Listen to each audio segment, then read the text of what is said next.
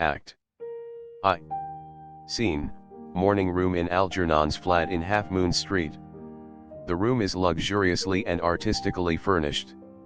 The sound of a piano is heard in the adjoining room. Lane is arranging afternoon tea on the table, and after the music has ceased, Algernon enters. Algernon. Did you hear what I was playing, Lane? Lane. I didn't think it polite to listen, sir. Algernon. I'm sorry for that, for your sake. I don't play accurately. Anyone can play accurately, but I play with wonderful expression. As far as the piano is concerned, sentiment is my forte. I keep science for life. Lane. Yes, sir. Algernon. And, speaking of the science of life, have you got the cucumber sandwiches cut for Lady Bracknell? Lane. Yes, sir. Hands them on a salver. Algernon. Inspects them, takes two, and sits down on the sofa. Oh, by the way, Lane, I see from your book that on Thursday night, when Lord Shoreman and Mr. Worthing were dining with me, 8 bottles of champagne are entered as having been consumed. Lane. Yes, sir, 8 bottles and a pint. Algernon. Why is it that at a bachelor's establishment the servants invariably drink the champagne? I ask merely for information. Lane.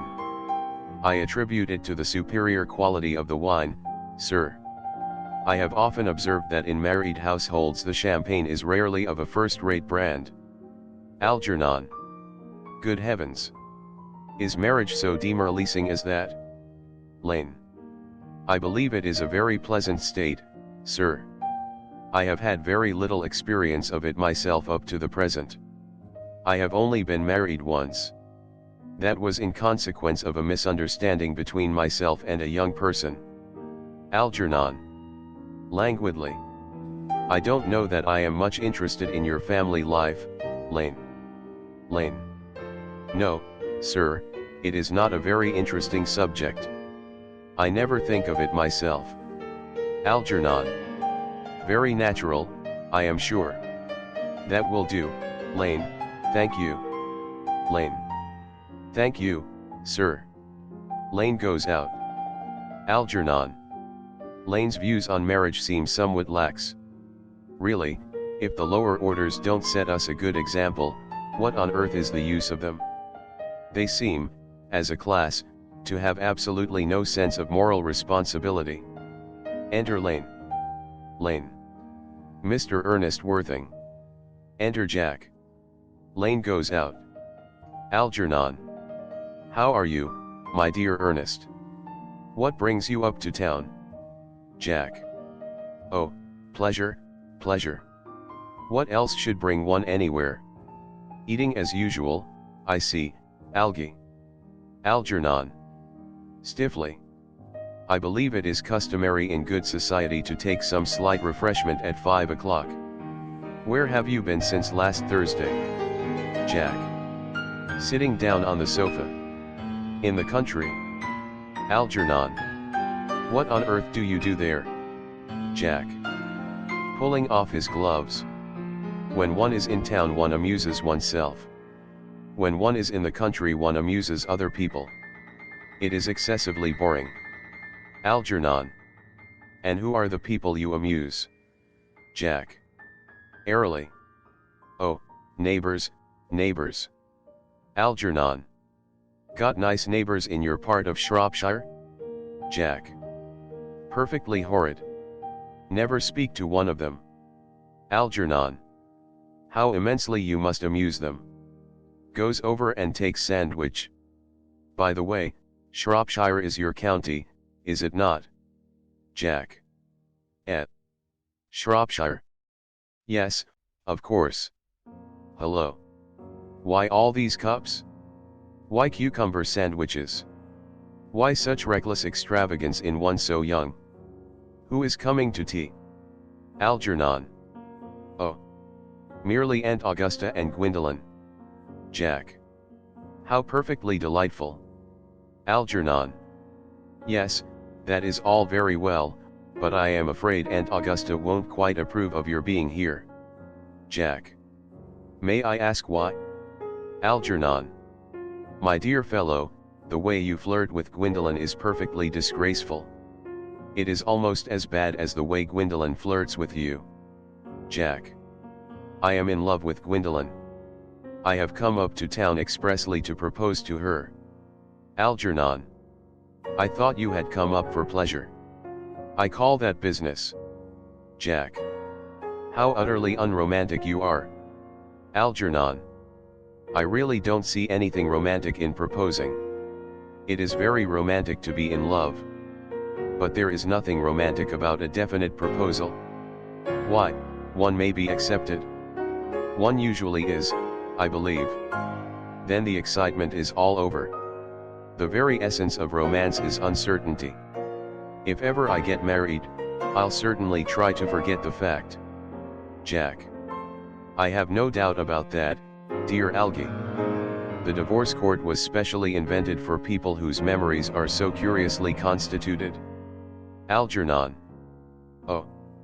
There is no use speculating on that subject. Divorces are made in heaven. Jack puts out his hand to take a sandwich. Algernon at once interferes. Please don't touch the cucumber sandwiches. They are ordered specially for Aunt Augusta. Takes one and eats it. Jack. Well, you have been eating them all the time. Algernon. That is quite a different matter. She is my aunt. Takes plate from below. Have some bread and butter. The bread and butter is for Gwendolen. Gwendolen is devoted to bread and butter. Jack. Advancing to table and helping himself. And very good bread and butter it is too. Algernon. Well, my dear fellow, you need not eat as if you were going to eat it all. You behave as if you were married to her already. You are not married to her already, and I don't think you ever will be. Jack. Why on earth do you say that? Algernon. Well, in the first place, girls never marry the men they flirt with. Girls don't think it right. Jack. Oh, that is nonsense. Algernon. It isn't. It is a great truth. It accounts for the extraordinary number of bachelors that one sees all over the place. In the second place, I don't give my consent. Jack. Your consent. Algernon. My dear fellow, Gwendolen is my first cousin. And before I allow you to marry her, you will have to clear up the whole question of Cecily. Rings bell. Jack. Cecily. What on earth do you mean? What do you mean, Algie, by Cecily? I don't know anyone of the name of Cecily. Enter Lane. Algernon. Bring me that cigarette case Mr. Worthing left in the smoking room the last time he dined here. Lane. Yes, sir. Lane goes out. Jack. Do you mean to say you have had my cigarette case all this time? I wish to goodness you had let me know. I have been writing frantic letters to Scotland Yard about it. I was very nearly offering a large reward. Algernon. Well, I wish you would offer one. I happen to be more than usually hard up. Jack. There is no good offering a large reward now that the thing is found. Enter Lane with the cigarette case on a salver. Algernon takes it at once. Lane goes out. Algernon. I think that is rather mean of you, Ernest, I must say. Opens case and examines it. However, it makes no matter, for, now that I look at the inscription inside, I find that the thing isn't yours after all. Jack. Of course it's mine. Moving to him. You have seen me with it 100 times, and you have no right whatsoever to read what is written inside. It is a very ungentlemanly thing to read a private cigarette case. Algernon. Oh. It is absurd to have a hard and fast rule about what one should read and what one shouldn't. More than half of modern culture depends on what one shouldn't read. Jack. I am quite aware of the fact, and I don't propose to discuss modern culture. It isn't the sort of thing one should talk of in private. I simply want my cigarette case back. Algernon. Yes, but this isn't your cigarette case. This cigarette case is a present from someone of the name of Cecily, and you said you didn't know anyone of that name. Jack. Well, if you want to know, Cecily happens to be my aunt. Algernon. Your aunt? Jack. Yes. Charming old lady she is, too. Lives at Tunbridge Wells. Just give it back to me, Algie. Algernon. Retreating to back of sofa. But why does she call herself Little Cecily if she is your aunt and lives at Tunbridge Wells? Reading. From Little Cecily with her fondest love. Jack. Moving to sofa and kneeling upon it. My dear fellow, what on earth is there in that? Some aunts are tall, some aunts are not tall. That is a matter that surely an aunt may be allowed to decide for herself. You seem to think that every aunt should be exactly like your aunt. That is absurd. For heaven's sake give me back my cigarette case. Follows Algernon round the room. Algernon. Yes. But why does your aunt call you her uncle?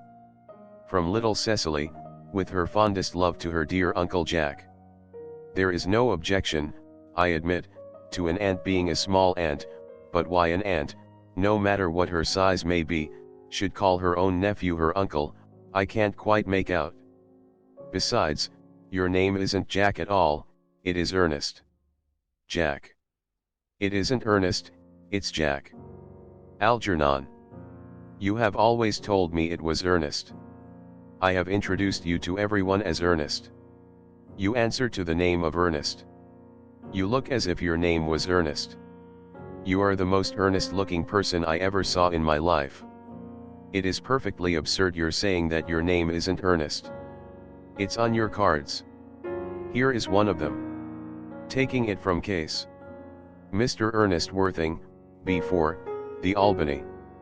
I'll keep this as a proof that your name is Ernest if ever you attempt to deny it to me, or to Gwendolen, or to anyone else.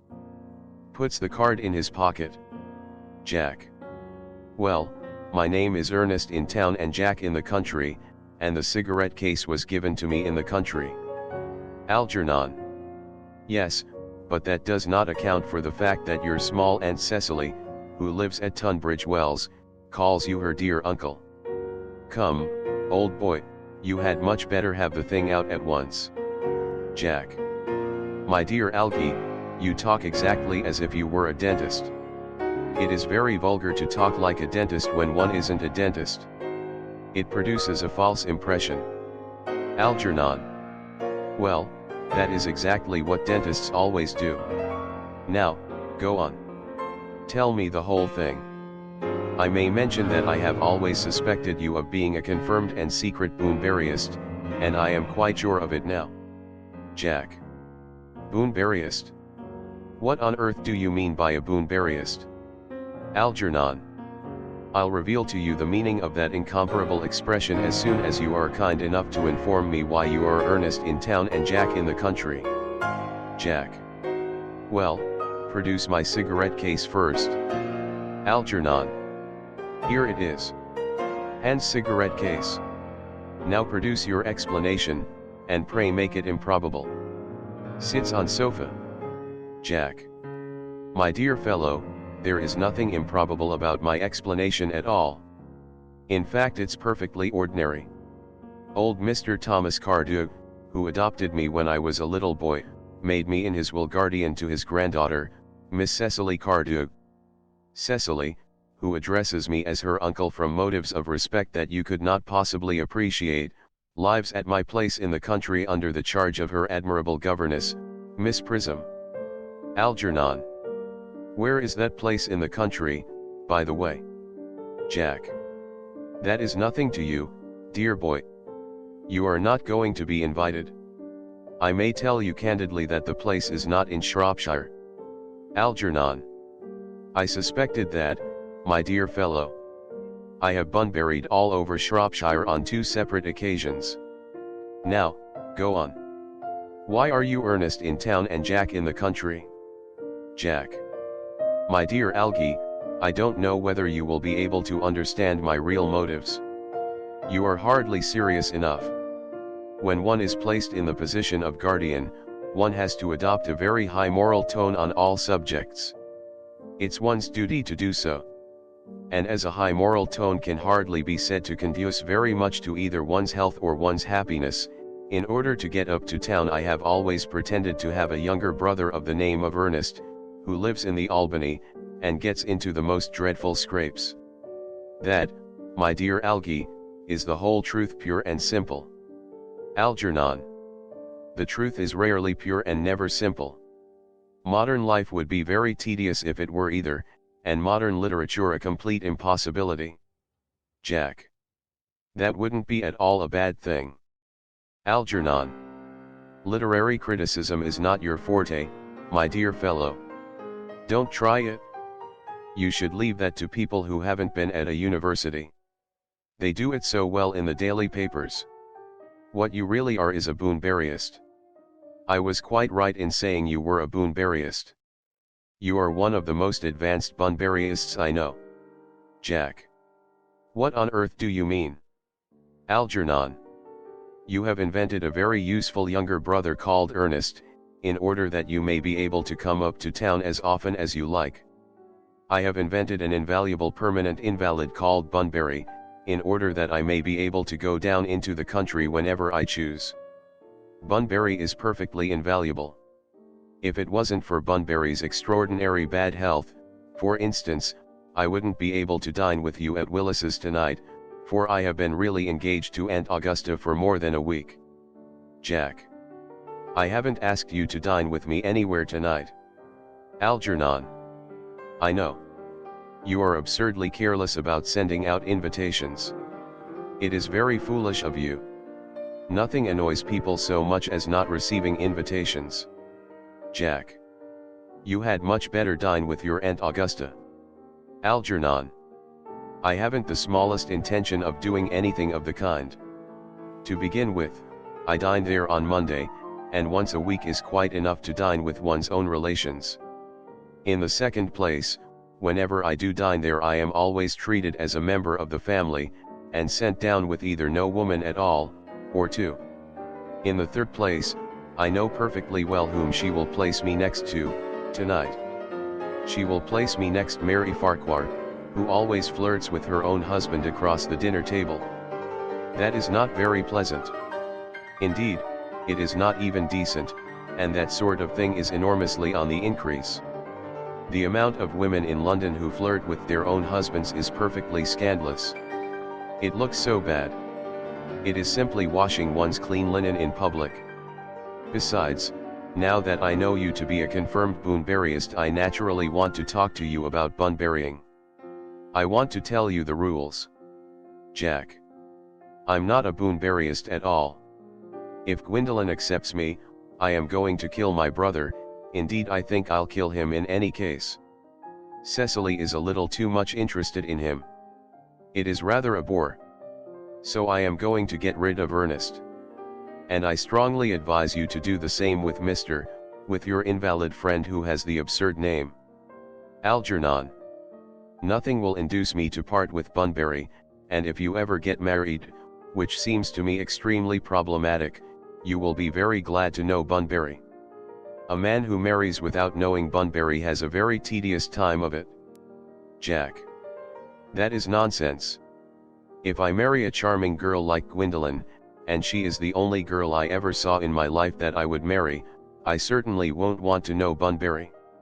Algernon. Then your wife will. You don't seem to realize that in married life 3 is company and 2 is none. Jack. Sententiously.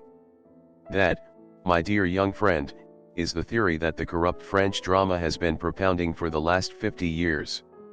Algernon. Yes, and that the happy English home has proved in half the time. Jack. For heaven's sake, don't try to be cynical. It's perfectly easy to be cynical. Algernon. My dear fellow, it isn't easy to be anything nowadays. There's such a lot of beastly competition about. The sound of an electric bell is heard. Ah, that must be Aunt Augusta. Only relatives, or creditors, ever ring in that Wagnerian manner. Now, if I get her out of the way for 10 minutes, so that you can have an opportunity for proposing to Gwendolen, may I dine with you tonight at Willis's? Jack. I suppose so, if you want to. Algernon. Yes, but you must be serious about it. I hate people who are not serious about meals. It is so shallow of them. Enter Lane. Lane. Lady Bracknell and Miss Fairfax. Algernon goes forward to meet them. Enter Lady Bracknell and Gwendolen. Lady Bracknell. Good afternoon, dear Algernon, I hope you are behaving very well. Algernon. I'm feeling very well, Aunt Augusta. Lady Bracknell.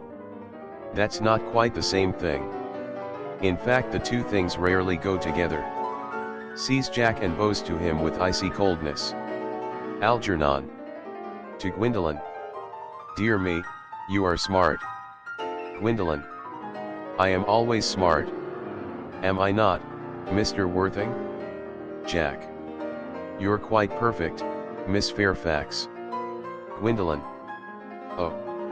I hope I am not that.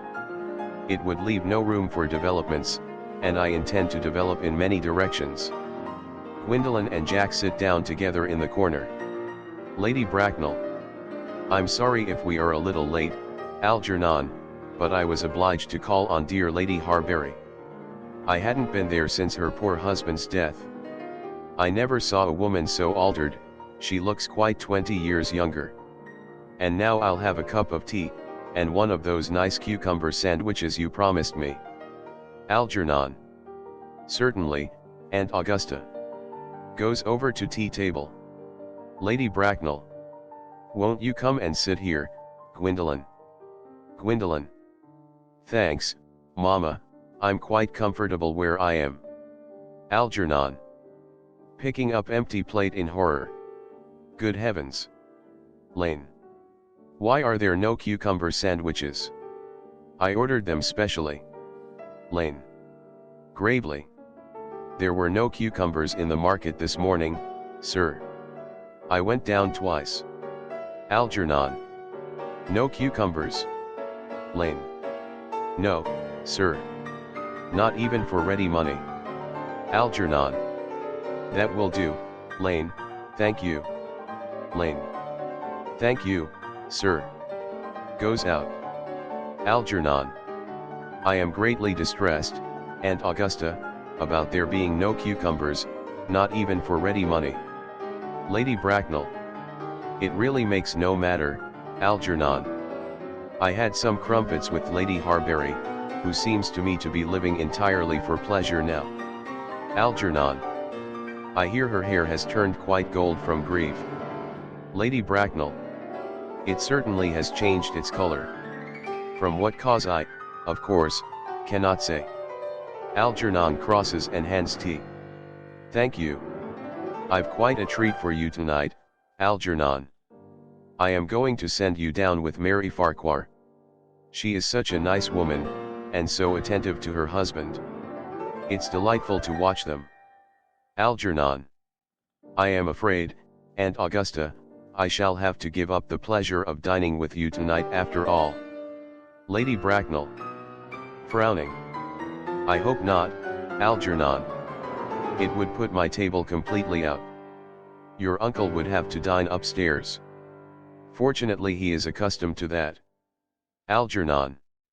It is a great bore, and, I need hardly say, a terrible disappointment to me, but the fact is I have just had a telegram to say that my poor friend Bunbury is very ill again. Exchanges glances with Jack. They seem to think I should be with him. Lady Bracknell. It is very strange. This Mr. Bunbury seems to suffer from curiously bad health. Algernon. Yes, poor Bunbury is a dreadful invalid. Lady Bracknell. Well, I must say, Algernon, that I think it is high time that Mr. Bunbury made up his mind whether he was going to live or to die. This shilly-shollying with the question is absurd. Nor do I in any way approve of the modern sympathy with invalids. I consider it morbid. Illness of any kind is hardly a thing to be encouraged in others. Health is the primary duty of life.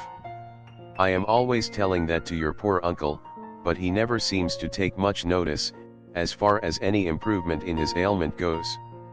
I should be much obliged if you would ask Mr. Bunbury, from me, to be kind enough not to have a relapse on Saturday, for I rely on you to arrange my music for me.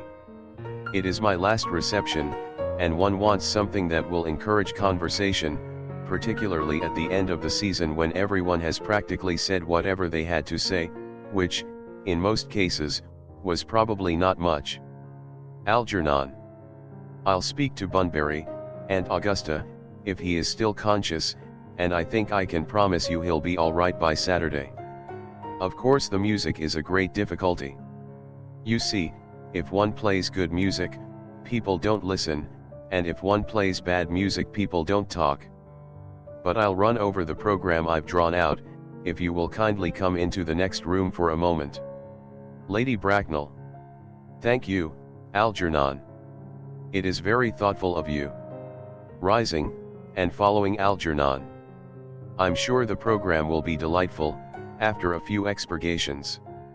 French songs I cannot possibly allow. People always seem to think that they are improper, and either look shocked, which is vulgar, or laugh, which is worse. But German sounds a thoroughly respectable language, and indeed, I believe is so. Gwendolen, you will accompany me? Gwendolen. Certainly, Mamma. Lady Bracknell and Algernon go into the music room, Gwendolen remains behind. Jack. Charming day it has been, Miss Fairfax. Gwendolen. Pray don't talk to me about the weather, Mr. Worthing. Whenever people talk to me about the weather, I always feel quite certain that they mean something else. And that makes me so nervous. Jack. I do mean something else. Gwendolen. I thought so. In fact, I am never wrong. Jack. And I would like to be allowed to take advantage of Lady Bracknell's temporary absence. Gwendolen. I would certainly advise you to do so. Mamma has a way of coming back suddenly into a room that I have often had to speak to her about. Jack. Nervously.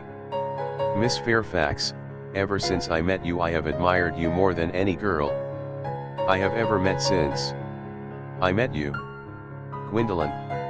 Yes, I am quite well aware of the fact. And I often wish that in public, at any rate, you had been more demonstrative. For me you have always had an irresistible fascination. Even before I met you I was far from indifferent to you. Jack looks at her in amazement. We live, as I hope you know, Mr. Worthing, in an age of ideals. The fact is constantly mentioned in the more expensive monthly magazines, and has reached the provincial pulpits, I am told, and my ideal has always been to love someone of the name of Earnest. There is something in that name that inspires absolute confidence.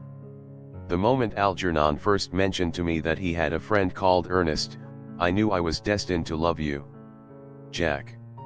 You really love me, Gwendolen. Gwendolen. Passionately. Jack. Darling. You don't know how happy you've made me. Gwendolen. My own Earnest. Jack. But you don't really mean to say that you couldn't love me if my name wasn't Earnest? Gwendolen. But your name is Earnest. Jack. Yes, I know it is. But supposing it was something else? Do you mean to say you couldn't love me then? Gwendolen. Glibly. Ah. That is clearly a metaphysical speculation, and like most metaphysical speculations has very little reference at all to the actual facts of real life, as we know them. Jack. Personally, darling, to speak quite candidly, I don't much care about the name of Earnest. I don't think the name suits me at all. Gwendolen. It suits you perfectly. It is a divine name. It has a music of its own. It produces vibrations. Jack. Well, really, Gwendolyn, I must say that I think there are lots of other much nicer names. I think Jack, for instance, a charming name. Gwendolyn. Jack. No, there is very little music in the name Jack, if any at all, indeed. It does not thrill. It produces absolutely no vibrations. I have known several Jacks, and they all, without exception, were more than usually plain. Besides, Jack is a notorious domesticity for John. And I pity any woman who is married to a man called John. She would probably never be allowed to know the entrancing pleasure of a single moment's solitude. The only really safe name is Earnest. Jack. Gwendolyn, I must get christened at once. I mean, we must get married at once. There is no time to be lost. Gwendolyn. Married, Mr. Worthing? Jack. Astounded. Well, surely. You know that I love you, and you led me to believe, Miss Fairfax, that you were not absolutely indifferent to me. Gwendolyn. I adore you. But you haven't proposed to me yet. Nothing has been said at all about marriage. The subject has not even been touched on. Jack. Well, may I propose to you now?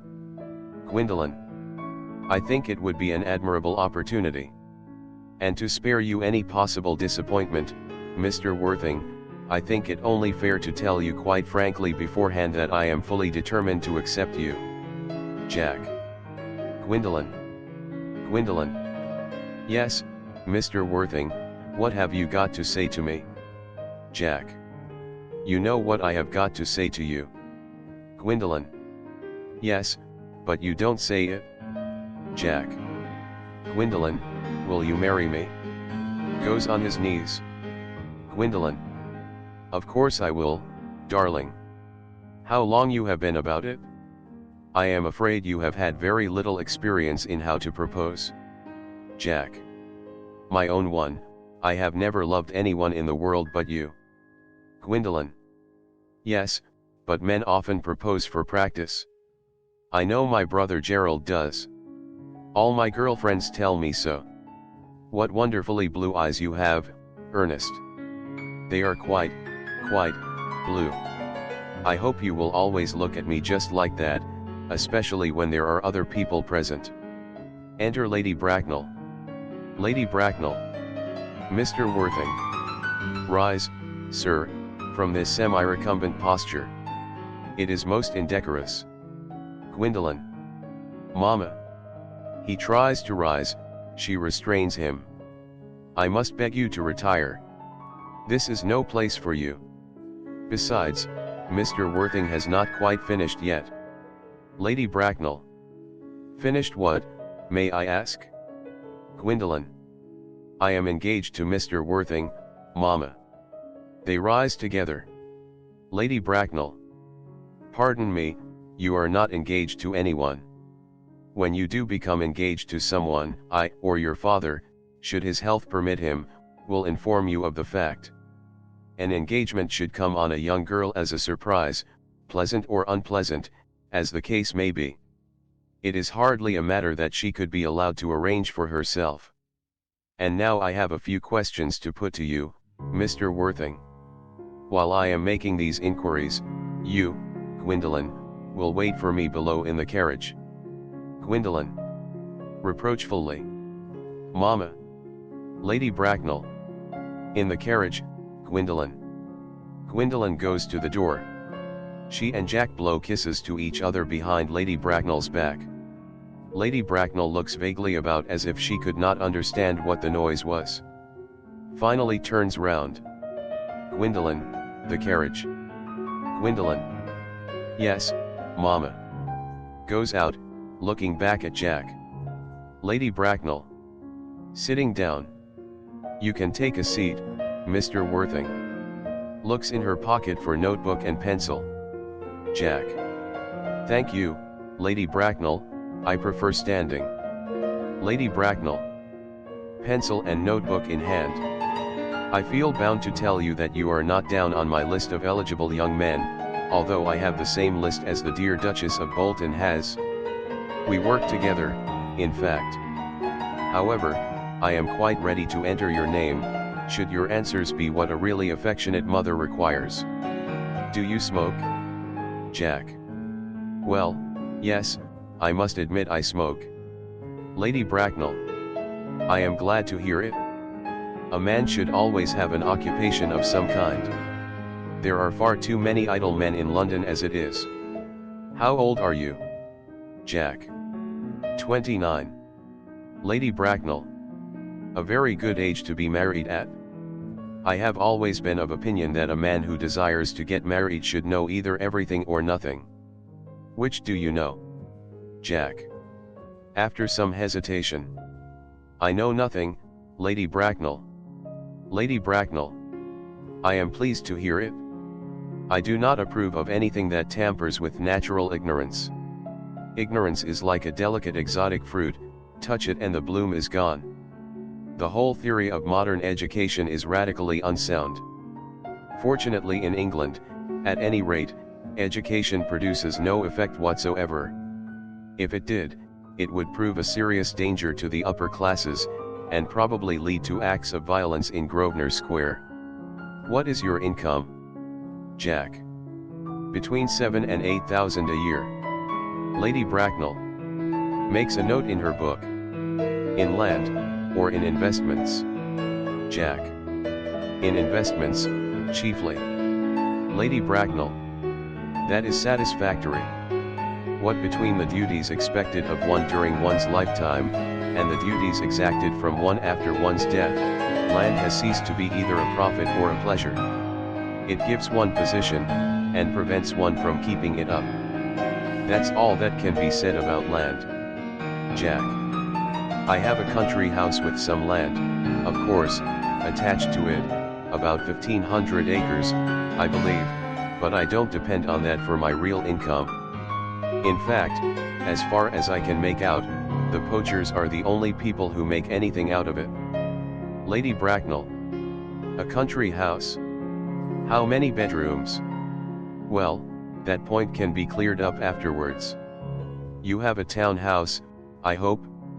A girl with a simple, unspoiled nature, like Gwendolen, could hardly be expected to reside in the country. Jack. Well, I own a house in Belgrave Square, but it is let by the year to Lady Bloxham. Of course, I can get it back whenever I like, at 6 months' notice. Lady Bracknell. Lady Bloxham. I don't know her. Jack. Oh, she goes about very little. She is a lady considerably advanced in years. Lady Bracknell. Ah, nowadays that is no guarantee of respectability of character. What number in Belgrave Square? Jack. 149. Lady Bracknell. Shaking her head. The unfashionable side. I thought there was something. However, that could easily be altered. Jack. Do you mean the fashion, or the side? Lady Bracknell.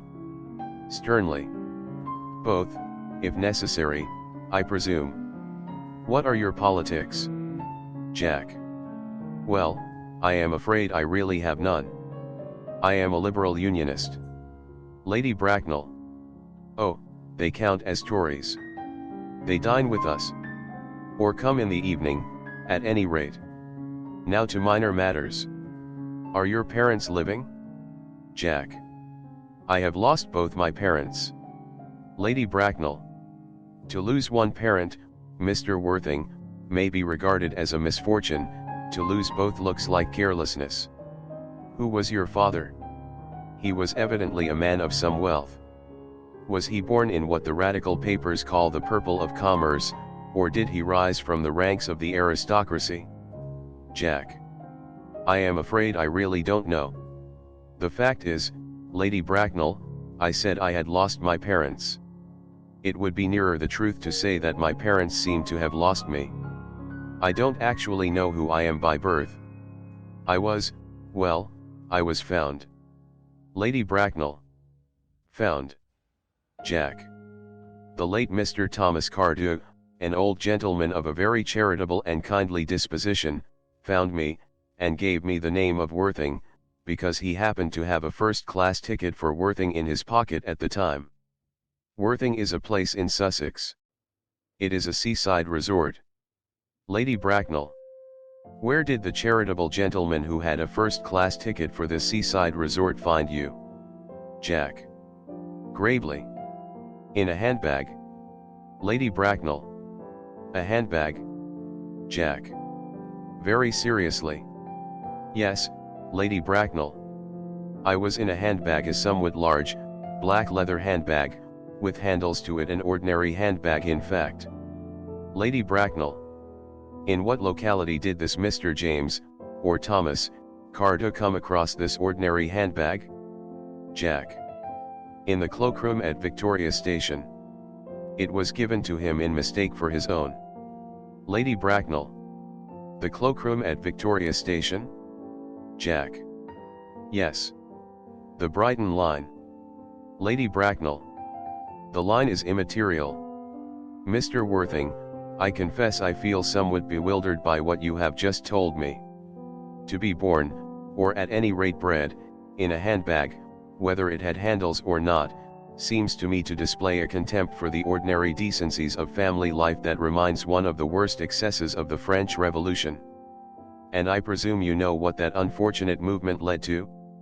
As for the particular locality in which the handbag was found, a cloakroom at a railway station might serve to conceal a social indiscretion, has probably, indeed, been used for that purpose before now, but it could hardly be regarded as an assured basis for a recognized position in good society. Jack. May I ask you then what you would advise me to do? I need hardly say I would do anything in the world to ensure Gwendolen's happiness. Lady Bracknell. I would strongly advise you, Mr. Worthing, to try and acquire some relations as soon as possible, and to make a definite effort to produce at any rate one parent, of either sex, before the season is quite over. Jack. Well, I don't see how I could possibly manage to do that. I can produce the handbag at any moment. It is in my dressing room at home. I really think that should satisfy you, Lady Bracknell. Lady Bracknell. Me, sir. What has it to do with me? You can hardly imagine that I and Lord Bracknell would dream of allowing our only daughter, a girl brought up with the utmost care, to marry into a cloakroom, and form an alliance with a parcel? Good morning, Mr. Worthing. Lady Bracknell sweeps out in majestic indignation. Jack. Good morning. Algernon, from the other room, strikes up the wedding march. Jack looks perfectly furious, and goes to the door. For goodness sake, don't play that ghastly tune, Algie. How idiotic you are. The music stops and Algernon enters cheerily. Algernon. Didn't it go off all right, old boy? You don't mean to say Gwendolen refused you? I know it is a way she has. She is always refusing people. I think it is most ill-natured of her. Jack. Oh, Gwendolen is as right as a trivet. As far as she is concerned, we are engaged. Her mother is perfectly unbearable. Never met such a gorgon. I don't really know what a gorgon is like, but I am quite sure that Lady Bracknell is one. In any case, she is a monster, without being a myth, which is rather unfair.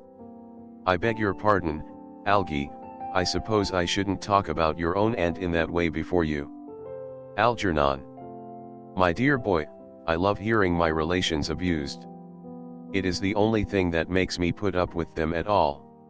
Relations are simply a tedious pack of people, who haven't got the remotest knowledge of how to live, nor the smallest instinct about when to die. Jack. Oh, that is nonsense. Algernon. It isn't. Jack. Well, I won't argue about the matter. You always want to argue about things. Algernon. That is exactly what things were originally made for. Jack. Upon my word, if I thought that, I'd shoot myself. A pause.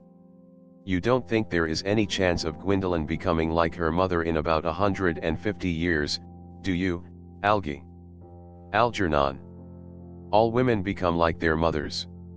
That is their tragedy. No man does. That's his. Jack. Is that clever? Algernon. It is perfectly phrased. And quite as true as any observation in civilized life should be. Jack. I am sick to death of cleverness. Everybody is clever nowadays. You can't go anywhere without meeting clever people. The thing has become an absolute public nuisance. I wish to goodness we had a few fools left. Algernon. We have. Jack. I should extremely like to meet them. What do they talk about? Algernon. The fools. Oh.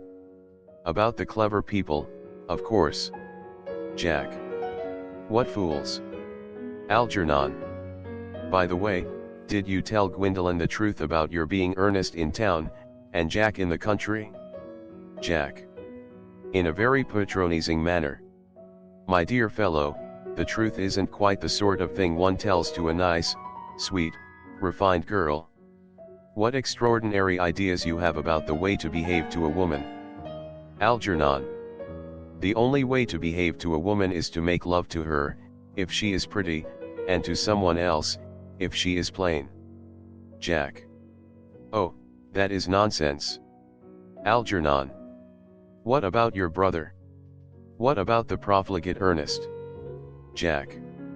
Oh, before the end of the week I shall have got rid of him. I'll say he died in Paris of apoplexy. Lots of people die of apoplexy, quite suddenly, don't they? Algernon. Yes, but it's hereditary, my dear fellow. It's a sort of thing that runs in families. You had much better say a severe chill. Jack. You are sure a severe chill isn't hereditary, or anything of that kind? Algernon. Of course it isn't. Jack. Very well, then. My poor brother Ernest too carried off suddenly, in Paris, by a severe chill. That gets rid of him. Algernon.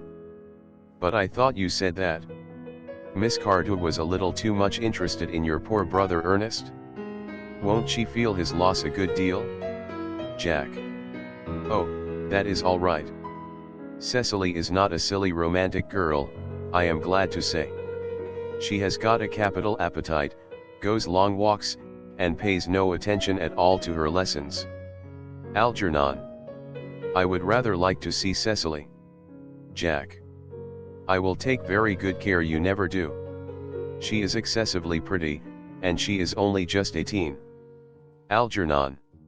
Have you told Gwendolen yet that you have an excessively pretty ward who is only just 18? Jack. Oh. One doesn't blurt these things out to people.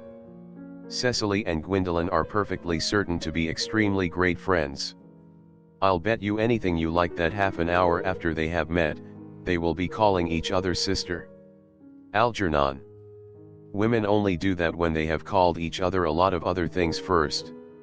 Now, my dear boy, if we want to get a good table at Willis's, we really must go and dress. Do you know it is nearly 7? Jack. Irritably. Oh. It always is nearly 7. Algernon. Well, I'm hungry. Jack. I never knew you when you weren't. Algernon. What shall we do after dinner? Go to a theater? Jack. Oh no. I loathe listening. Algernon. Well, let us go to the club. Jack. Oh, no. I hate talking. Algernon. Well, we might trot round to the Empire at 10? Jack. Oh, no. I can't bear looking at things. It is so silly. Algernon. Well, what shall we do? Jack. Nothing. Algernon. It is awfully hard work doing nothing. However, I don't mind hard work where there is no definite object of any kind. Enter Lane. Lane. Miss Fairfax. Enter Gwendolen. Lane goes out. Algernon. Gwendolen, Upon my word. Gwyndolin. Algy, kindly turn your back. I have something very particular to say to Mr. Worthing. Algernon. Really, Gwyndolin, I don't think I can allow this at all. Gwyndolin. Algy, you always adopt a strictly immoral attitude towards life. You are not quite old enough to do that. Algernon retires to the fireplace. Jack. My own darling. Gwyndolin. Ernest, we may never be married. From the expression on Mama's face I fear we never shall. Few parents nowadays pay any regard to what their children say to them. The old-fashioned respect for the young is fast dying out. Whatever influence I ever had over Mama, I lost at the age of 3. But although she may prevent us from becoming man and wife, and I may marry someone else, and marry often, nothing that she can possibly do can alter my eternal devotion to you. Jack. Dear Gwyndolin. Gwyndolin. The story of your romantic origin, as related to me by Mama, with unpleasing comments, has naturally stirred the deeper fibers of my nature. Your Christian name has an irresistible fascination. The simplicity of your character makes you exquisitely incomprehensible to me. Your town address at the Albany I have. What is your address in the country? Jack. The Manor House, Wilde, Hertfordshire. Algernon, who has been carefully listening, smiles to himself, and writes the address on his shirt cuff. Then picks up the railway guide. Gwyndolin. There is a good postal service, I suppose? It may be necessary to do something desperate. That of course will require serious consideration. I will communicate with you daily. Jack. My own one. Gwyndolin. How long do you remain in town? Jack. Till Monday. Gwyndolin. Good. Algy, you may turn round now. Algernon. Thanks, I've turned round already. Gwyndolin. You may also ring the bell. Jack. You will let me see you to your carriage, my own darling? Gwyndolin. Certainly. Jack. To Lane, who now enters. I will see Miss Fairfax out. Lane. Yes, sir. Jack and Gwyndolin go off. Lane presents several letters on a salver to Algernon. It is to be surmised that they are bills, as Algernon, after looking at the envelopes, tears them up. Algernon. A glass of sherry, Lane. Lane. Yes, sir. Algernon. Tomorrow, Lane, I'm going bunburying. Lane. Yes, sir. Algernon. I shall probably not be back till Monday. You can put up my dress clothes, my smoking jacket, and all the Bunbury suits. Lane. Yes, sir. Handing sherry. Algernon. I hope tomorrow will be a fine day, Lane. Lane. It never is, sir. Algernon. Lane, you're a perfect pessimist. Lane. I do my best to give satisfaction, sir. Enter Jack. Lane goes off. Jack. There's a sensible, intellectual girl. The only girl I ever cared for in my life. Algernon is laughing immoderately. What on earth are you so amused at? Algernon. Oh, I'm a little anxious about poor Bunbury, that is all. Jack. If you don't take care, your friend Bunbury will get you into a serious scrape someday. Algernon. I love scrapes. They are the only things that are never serious. Jack. Oh, that's nonsense, Algy. You never talk anything but nonsense. Algernon. Nobody ever does. Jack looks indignantly at him, and leaves the room. Algernon lights a cigarette, reads his shirt cuff, and smiles. Act drop. Act 2. Scene, garden at the Manor House. A flight of grey stone steps leads up to the house. The garden, an old-fashioned one, full of roses. Time of year, July. Basket chairs, and a table covered with books, are set under a large yew tree. Miss Prism discovered seated at the table. Cecily is at the back watering flowers. Miss Prism. Calling. Cecily, Cecily. Surely such a utilitarian occupation as the watering of flowers is rather Moulton's duty than yours? Especially at a moment when intellectual pleasures await you. Your German grammar is on the table. Pray open it at page 15. We will repeat yesterday's lesson. Cecily. Coming over very slowly. But I don't like German. It isn't at all a becoming language. I know perfectly well that I look quite plain after my German lesson. Miss Prism. Child, you know how anxious your guardian is that you should improve yourself in every way. He laid particular stress on your German, as he was leaving for town yesterday. Indeed, he always lays stress on your German when he is leaving for town. Cecily. Dear Uncle Jack is so very serious. Sometimes he is so serious that I think he cannot be quite well. Miss Prism. Drawing herself up. Your guardian enjoys the best of health, and his gravity of demeanor is especially to be commended in one so comparatively young as he is. I know no one who has a higher sense of duty and responsibility. Cecily. I suppose that is why he often looks a little bored when we three are together. Miss Prism. Cecily.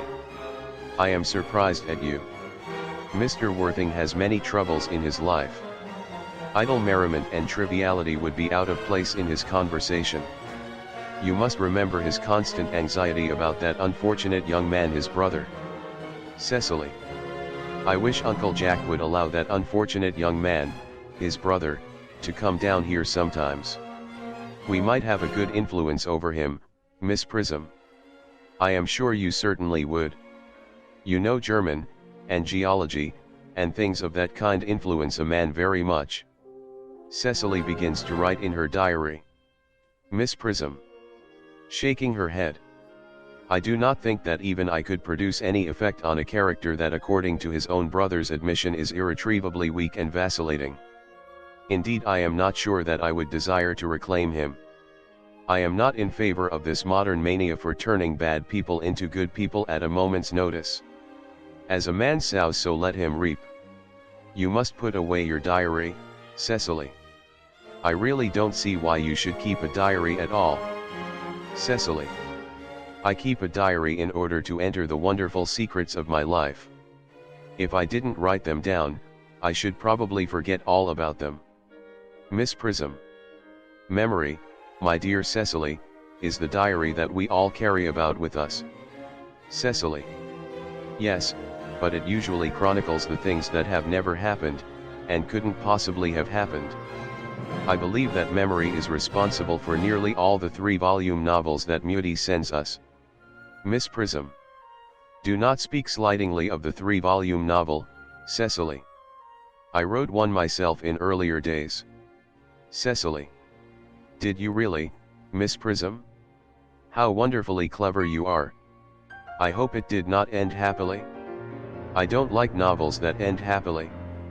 They depress me so much. Miss Prism. The good ended happily, and the bad unhappily. That is what fiction means.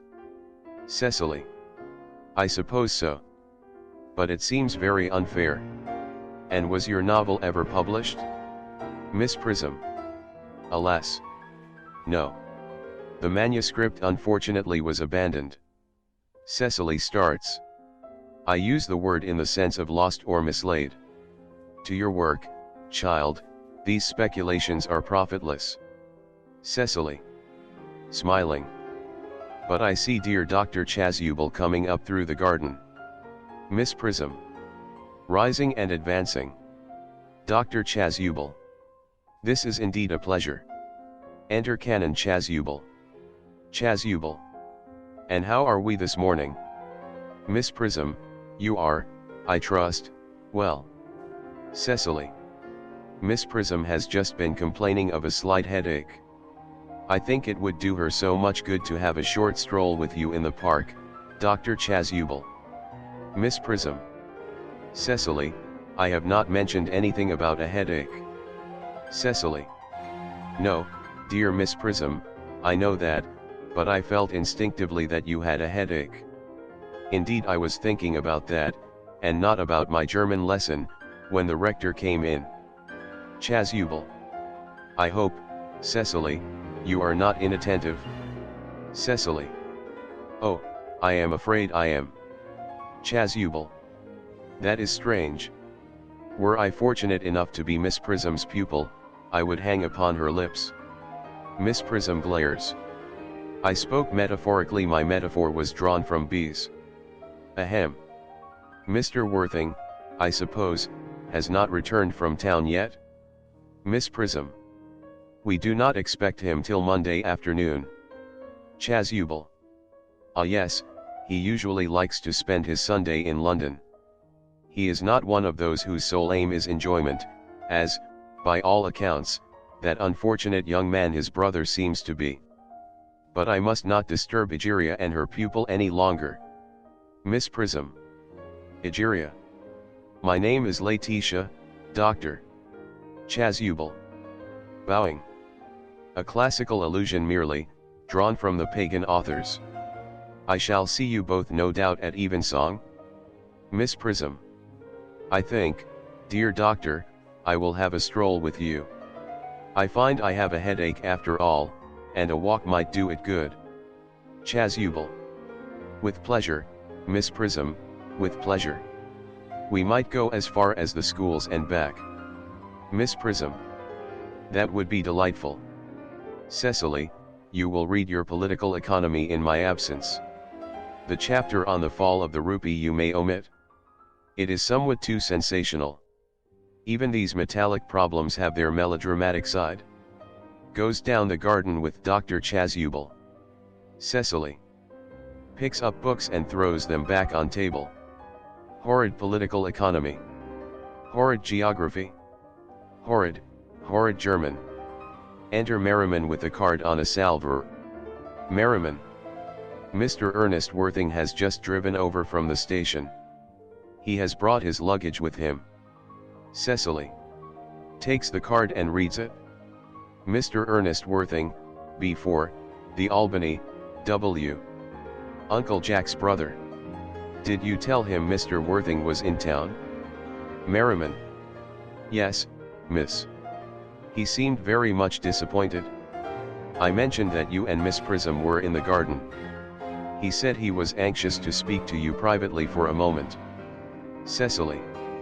Ask Mr. Earnest Worthing to come here. I suppose you had better talk to the housekeeper about a room for him. Merriman. Yes, miss.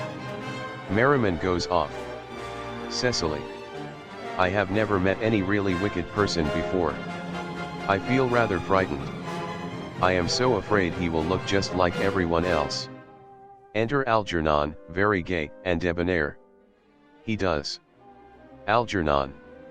Raising his hat. You are my little cousin Cecily, I'm sure. Cecily. You are under some strange mistake. I am not little.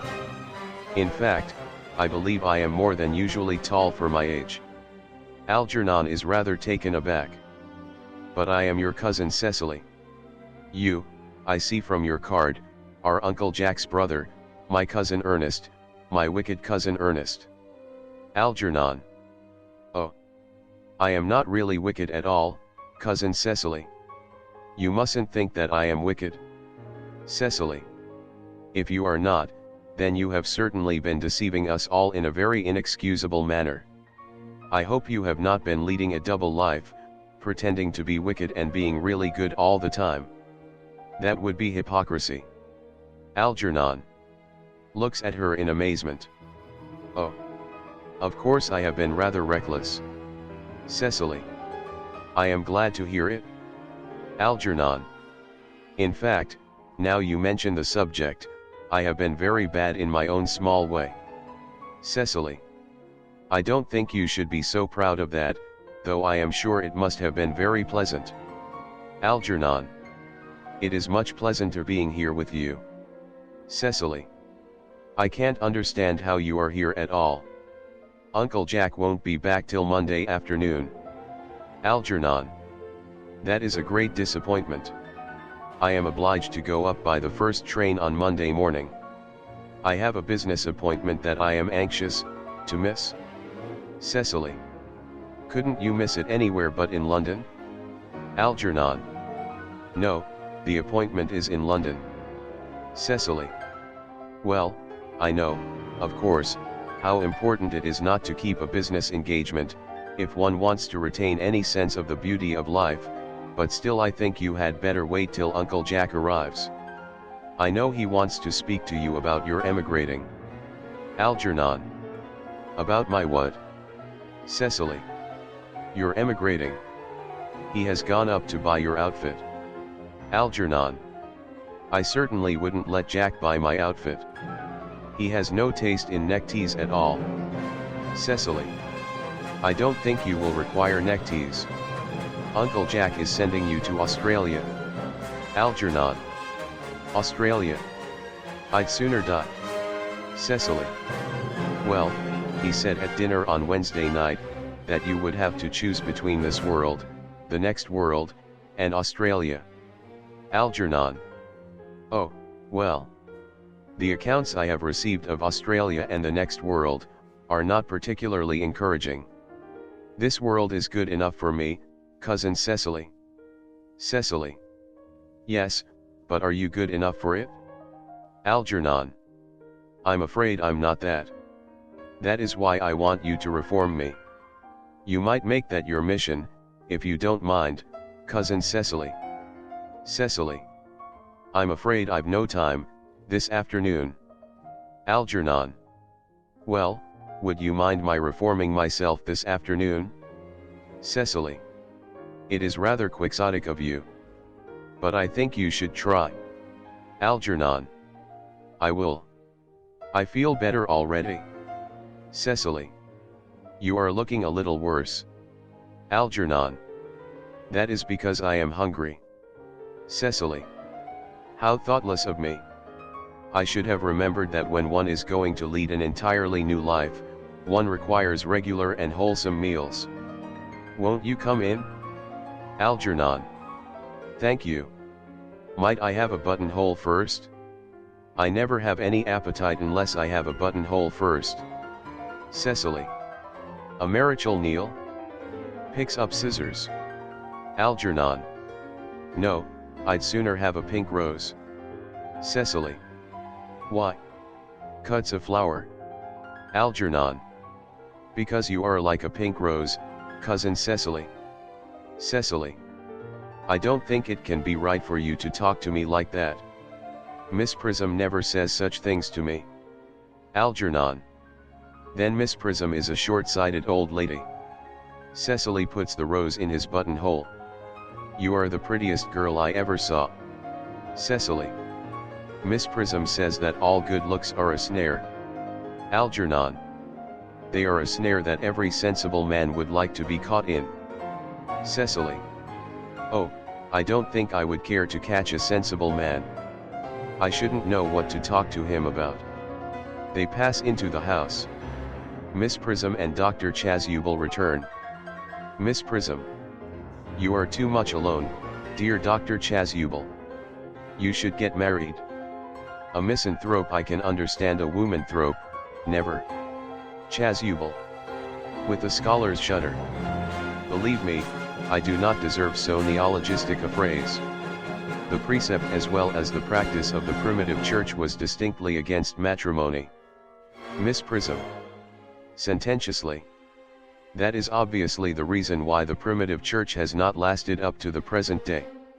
And you do not seem to realize, dear doctor, that by persistently remaining single, a man converts himself into a permanent public temptation. Men should be more careful, this very celibacy leads weaker vessels astray. Chasuble. But is a man not equally attractive when married? Miss Prism. No married man is ever attractive except to his wife. Chasuble. And often, I've been told, not even to her. Miss Prism. That depends on the intellectual sympathies of the woman. Maturity can always be depended on. Ripeness can be trusted. Young women are green. Dr. Chasuble starts. I spoke horticulturally. My metaphor was drawn from fruits.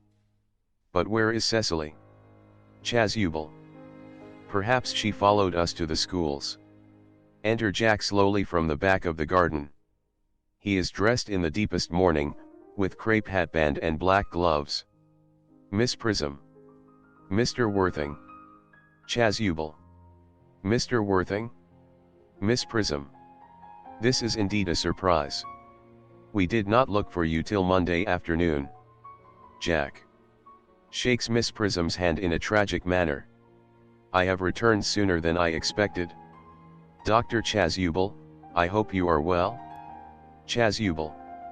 Dear Mr. Worthing, I trust this garb of woe does not betoken some terrible calamity. Jack. My brother.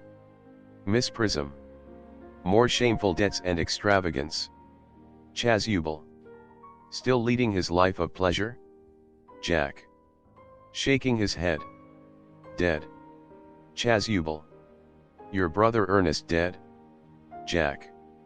Quite dead. Miss Prism. What a lesson for him. I trust he will profit by it. Chasuble. Mr. Worthing, I offer you my sincere condolence. You have at least the consolation of knowing that you were always the most generous and forgiving of brothers. Jack. Poor Ernest. He had many faults, but it is a sad, sad blow. Chasuble. Very sad indeed. Were you with him at the end? Jack. No. He died abroad, in Paris, in fact. I had a telegram last night from the manager of the Grand Hotel. Chasuble. Was the cause of death mentioned? Jack. A severe chill, it seems. Miss Prism. As a man sows, so shall he reap. Chasuble. Raising his hand. Charity, dear Miss Prism, charity. None of us are perfect. I myself am peculiarly susceptible to drafts. Will the interment take place here? Jack. No. He seems to have expressed a desire to be buried in Paris. Chasuble. In Paris. Shakes his head. I fear that hardly points to any very serious state of mind at the last. You would no doubt wish me to make some slight allusion to this tragic domestic affliction next Sunday. Jack presses his hand convulsively. My sermon on the meaning of the manna in the wilderness can be adapted to almost any occasion, joyful, or, as in the present case, distressing. All sigh. I have preached it at harvest celebrations, christenings, confirmations, on days of humiliation and festal days. The last time I delivered it was in the cathedral, as a charity sermon on behalf of the Society for the Prevention of Discontent among the Upper Orders. The bishop, who was present, was much struck by some of the analogies I drew. Jack. Ah. That reminds me, you mentioned christenings, I think, Dr. Chasuble? I suppose you know how to christen all right? Dr. Chasuble looks astounded. I mean, of course, you are continually christening, aren't you? Miss Prism. It is, I regret to say, one of the rector's most constant duties in this parish. I have often spoken to the poorer classes on the subject. But they don't seem to know what thrift is. Chasuble. But is there any particular infant in whom you are interested, Mr. Worthing? Your brother was, I believe, unmarried, was he not? Jack. Oh yes. Miss Prism. Bitterly. People who live entirely for pleasure usually are. Jack. But it is not for any child, dear doctor. I am very fond of children. No.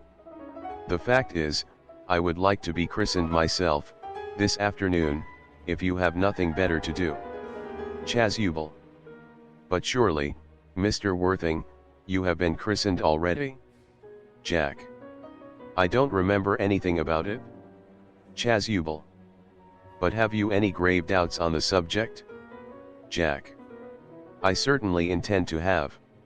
Of course I don't know if the thing would bother you in any way, or if you think I am a little too old now. Chasuble. Not at all. The sprinkling, and, indeed, the immersion of adults is a perfectly canonical practice. Jack. Immersion. Chasuble. You need have no apprehensions. Sprinkling is all that is necessary, or indeed I think advisable. Our weather is so changeable. At what hour would you wish the ceremony performed? Jack. Oh, I might trot round about 5 if that would suit you. Chasuble. Perfectly, perfectly. In fact I have 2 similar ceremonies to perform at that time. A case of twins that occurred recently in one of the outlying cottages on your own estate. Poor Jenkins the carter, a most hard-working man. Jack.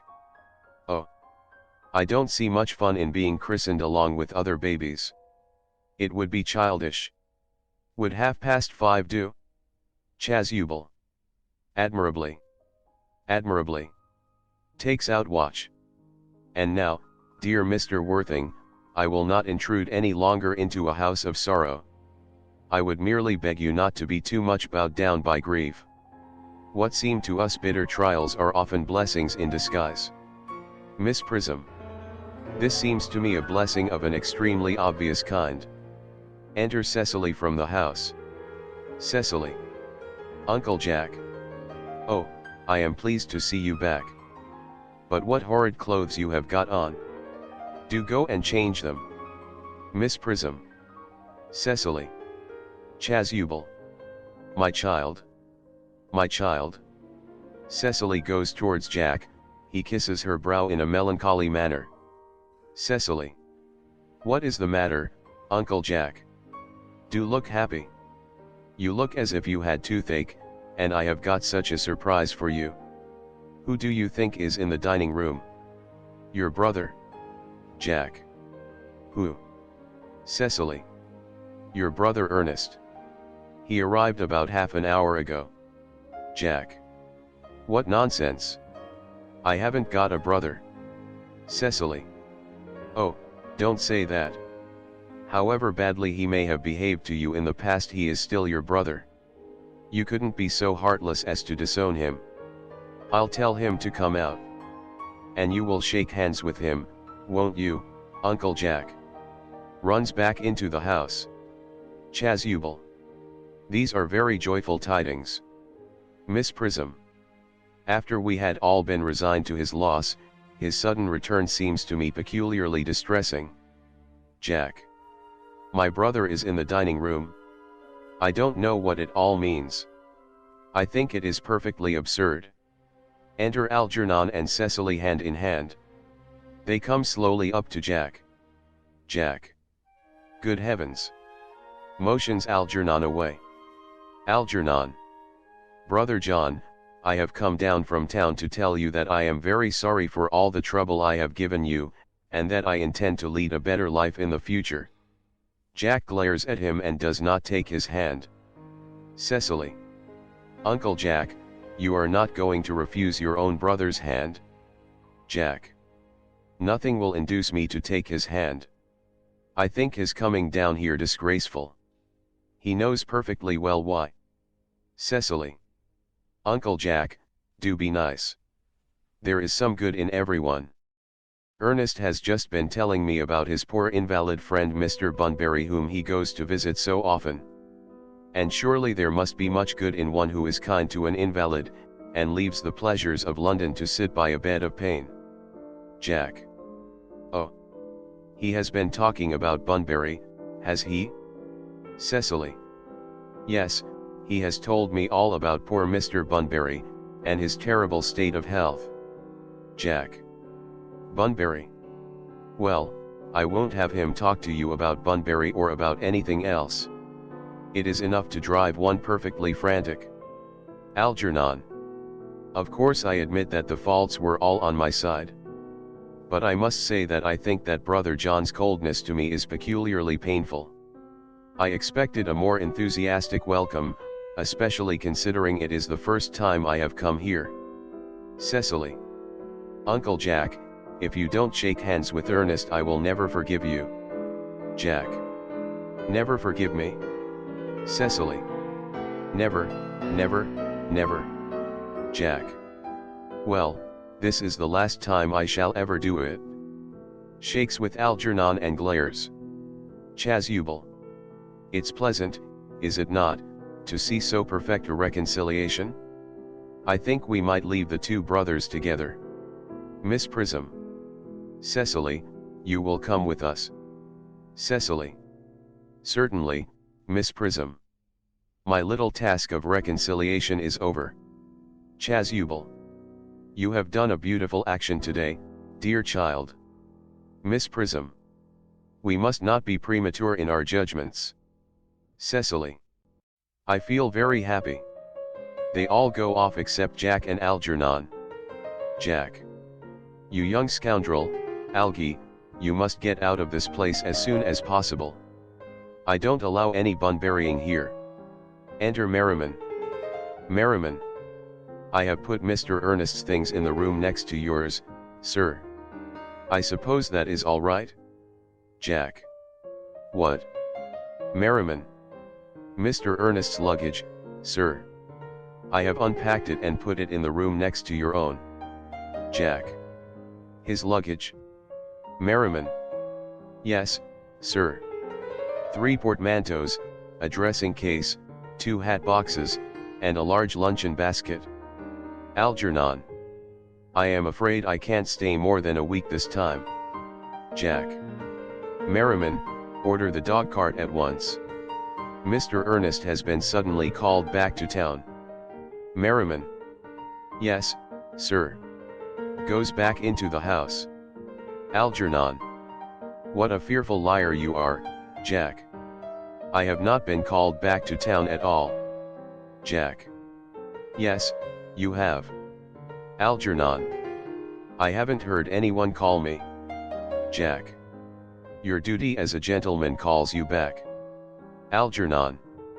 My duty as a gentleman has never interfered with my pleasures in the smallest degree. Jack. I can quite understand that. Algernon. Well, Cecily is a darling. Jack. You are not to talk of Miss Cardew like that. I don't like it. Algernon. Well, I don't like your clothes. You look perfectly ridiculous in them. Why on earth don't you go up and change? It is perfectly childish to be in deep mourning for a man who is actually staying for a whole week with you in your house as a guest.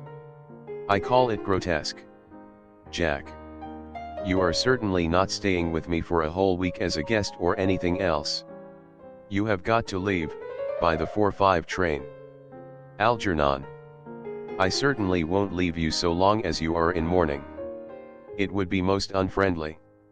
If I were in mourning you would stay with me, I suppose. I should think it very unkind if you didn't. Jack. Well, will you go if I change my clothes? Algernon. Yes, if you are not too long. I never saw anybody take so long to dress, and with such little result. Jack. Well, at any rate, that is better than being always overdressed as you are. Algernon. If I am occasionally a little overdressed, I make up for it by being always immensely overeducated. Jack. Your vanity is ridiculous, your conduct an outrage, and your presence in my garden utterly absurd. However, you have got to catch the 4:05, and I hope you will have a pleasant journey back to town. This bunburying, as you call it, has not been a great success for you. Goes into the house. Algernon. I think it has been a great success. I'm in love with Cecily, and that is everything. Enter Cecily at the back of the garden. She picks up the can and begins to water the flowers. But I must see her before I go, and make arrangements for another bunbury. Ah, there she is. Cecily. Oh, I merely came back to water the roses. I thought you were with Uncle Jack. Algernon. He's gone to order the dog cart for me. Cecily. Oh, is he going to take you for a nice drive? Algernon. He's going to send me away. Cecily. Then have we got to part? Algernon. I am afraid so. It's a very painful parting. Cecily. It is always painful to part from people whom one has known for a very brief space of time. The absence of old friends one can endure with equanimity. But even a momentary separation from anyone to whom one has just been introduced is almost unbearable. Algernon. Thank you. Enter Merriman. Merriman. The dog cart is at the door, sir. Algernon looks appealingly at Cecily. Cecily. It can wait, Merriman, for 5 minutes. Merriman. Yes, miss. Exit Merriman. Algernon.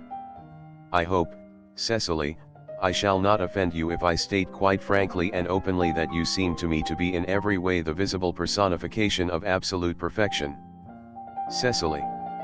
I think your frankness does you great credit, Ernest. If you will allow me, I will copy your remarks into my diary. Goes over to table and begins writing in diary. Algernon. Do you really keep a diary? I'd give anything to look at it. May I? Cecily. Oh no. Puts her hand over it.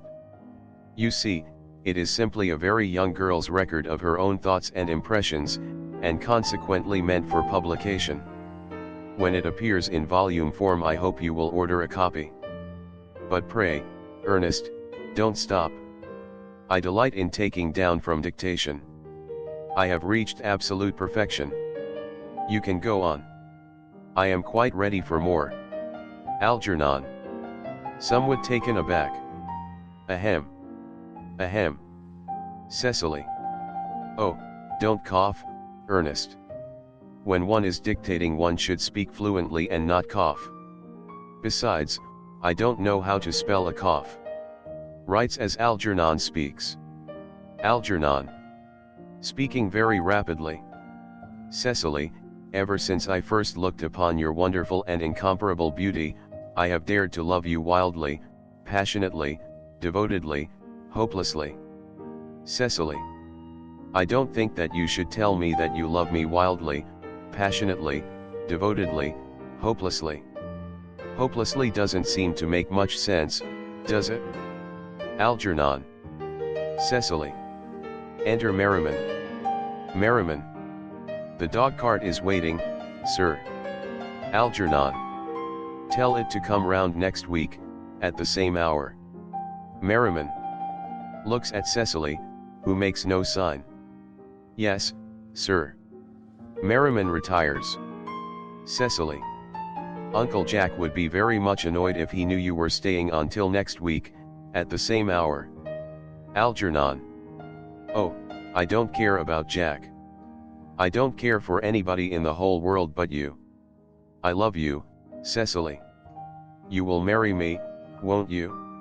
Cecily. You silly boy. Of course. Why, we have been engaged for the last 3 months. Algernon. For the last 3 months? Cecily. Yes, it will be exactly 3 months on Thursday. Algernon. But how did we become engaged? Cecily. Well, ever since dear Uncle Jack first confessed to us that he had a younger brother who was very wicked and bad, you of course have formed the chief topic of conversation between myself and Miss Prism.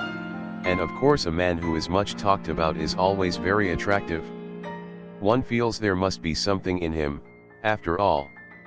I dare say it was foolish of me, but I fell in love with you, Ernest. Algernon. Darling. And when was the engagement actually settled? Cecily. On the 14th of February last. Worn out by your entire ignorance of my existence, I determined to end the matter one way or the other, and after a long struggle with myself I accepted you under this dear old tree here. The next day I bought this little ring in your name, and this is the little bangle with the true lover's knot I promised you always to wear. Algernon. Did I give you this? It's very pretty, isn't it? Cecily. Yes, you've wonderfully good taste, Ernest. It's the excuse I've always given for your leading such a bad life. And this is the box in which I keep all your dear letters. Kneels at table, opens box, and produces letters tied up with blue ribbon. Algernon. My letters. But, my own sweet Cecily, I have never written you any letters. Cecily. You need hardly remind me of that, Ernest. I remember only too well that I was forced to write your letters for you. I wrote always 3 times a week, and sometimes oftener. Algernon. Oh, do let me read them, Cecily. Cecily. Oh, I couldn't possibly. They would make you far too conceited. Replaces box. The 3 you wrote me after I had broken off the engagement are so beautiful, and so badly spelled, that even now I can hardly read them without crying a little. Algernon. But was our engagement ever broken off? Cecily. Of course it was. On the 22nd of last March. You can see the entry if you like. Shows diary. Today I broke off my engagement with Ernest. I feel it is better to do so. The weather still continues charming. Algernon. But why on earth did you break it off? What had I done? I had done nothing at all. Cecily, I am very much hurt indeed to hear you broke it off. Particularly when the weather was so charming. Cecily. It would hardly have been a really serious engagement if it hadn't been broken off at least once. But I forgave you before the week was out. Algernon. Crossing to her, and kneeling. What a perfect angel you are, Cecily. Cecily. You dear romantic boy. He kisses her, she puts her fingers through his hair. I hope your hair curls naturally, does it? Algernon. Yes, darling, with a little help from others. Cecily. I am so glad. Algernon. You'll never break off our engagement again, Cecily. Cecily. I don't think I could break it off now that I have actually met you. Besides, of course, there is the question of your name. Algernon. Yes, of course. Nervously. Cecily.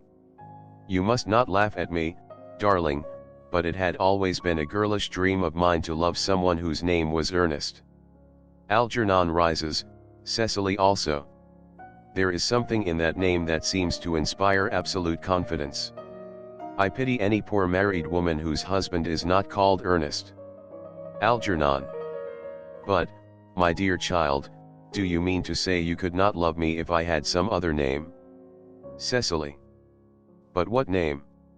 Algernon. Oh, any name you like, Algernon for instance. Cecily. But I don't like the name of Algernon. Algernon.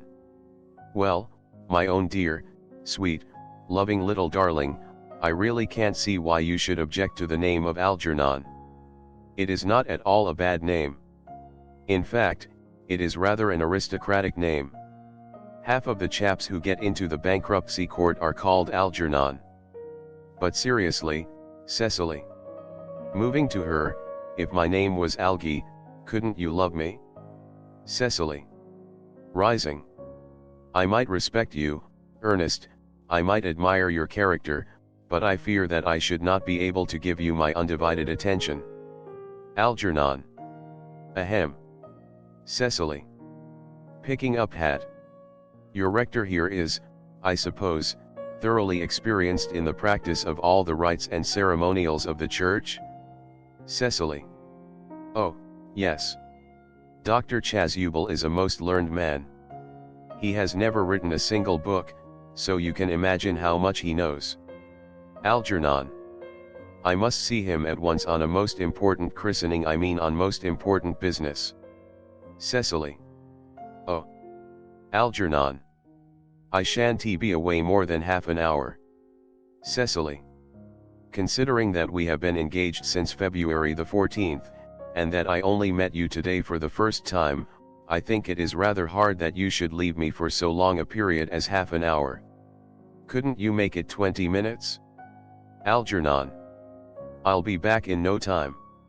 Kisses her and rushes down the garden. Cecily. What an impetuous boy he is. I like his hair so much. I must enter his proposal in my diary. Enter Merriman. Merriman. A Miss Fairfax has just called to see Mr. Worthing. On very important business, Miss Fairfax states. Cecily. Isn't Mr. Worthing in his library? Merriman. Mr. Worthing went over in the direction of the rectory some time ago. Cecily. Pray ask the lady to come out here, Mr. Worthing is sure to be back soon. And you can bring tea. Merriman. Yes, Miss goes out. Cecily. Miss Fairfax. I suppose one of the many good elderly women who are associated with Uncle Jack in some of his philanthropic work in London. I don't quite like women who are interested in philanthropic work. I think it is so forward of them. Enter Merriman. Merriman. Miss Fairfax. Enter Gwendolen. Exit Merriman.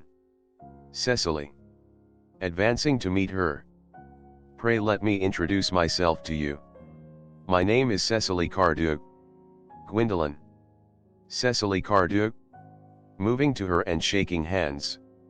What a very sweet name. Something tells me that we are going to be great friends. I like you already more than I can say. My first impressions of people are never wrong. Cecily. How nice of you to like me so much after we have known each other such a comparatively short time. Pray sit down. Gwendolen. Still standing up. I may call you Cecily, may I not? Cecily. With pleasure. Gwendolen. And you will always call me Gwendolen, won't you? Cecily. If you wish. Gwendolen. Then that is all quite settled, is it not? Cecily. I hope so. A pause. They both sit down together. Gwendolen. Perhaps this might be a favorable opportunity for my mentioning who I am. My father is Lord Bracknell. You have never heard of Papa, I suppose? Cecily. I don't think so. Gwendolen. Outside the family circle, Papa, I am glad to say, is entirely unknown. I think that is quite as it should be. The home seems to me to be the proper sphere for the man. And certainly once a man begins to neglect his domestic duties he becomes painfully effeminate, does he not? And I don't like that. It makes men so very attractive. Cecily, Mama, whose views on education are remarkably strict, has brought me up to be extremely short-sighted, it is part of her system, so do you mind my looking at you through my glasses? Cecily. Oh. Not at all, Gwendolen. I am very fond of being looked at. Gwendolen. After examining Cecily carefully through a lorgnette. You are here on a short visit, I suppose. Cecily. Oh no. I live here. Gwendolen. Severely. Really? Your mother, no doubt, or some female relative of advanced years, resides here also? Cecily. Oh no.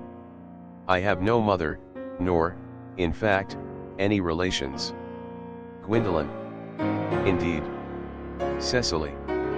My dear guardian, with the assistance of Miss Prism, has the arduous task of looking after me. Gwendolen. Your guardian? Cecily. Yes, I am Mr. Worthing's ward. Gwendolen. Oh. It is strange he never mentioned to me that he had a ward. How secretive of him. He grows more interesting hourly. I am not sure, however, that the news inspires me with feelings of unmixed delight. Rising and going to her. I am very fond of you, Cecily, I have liked you ever since I met you. But I am bound to state that now that I know that you are Mr. Worthing's ward, I cannot help expressing a wish you were well, just a little older than you seem to be and not quite so very alluring in appearance. In fact, if I may speak candidly. Cecily. Pray do. I think that whenever one has anything unpleasant to say, one should always be quite candid. Gwendolen. Well, to speak with perfect candor, Cecily, I wish that you were fully 42, and more than usually plain for your age. Ernest has a strong upright nature. He is the very soul of truth and honor.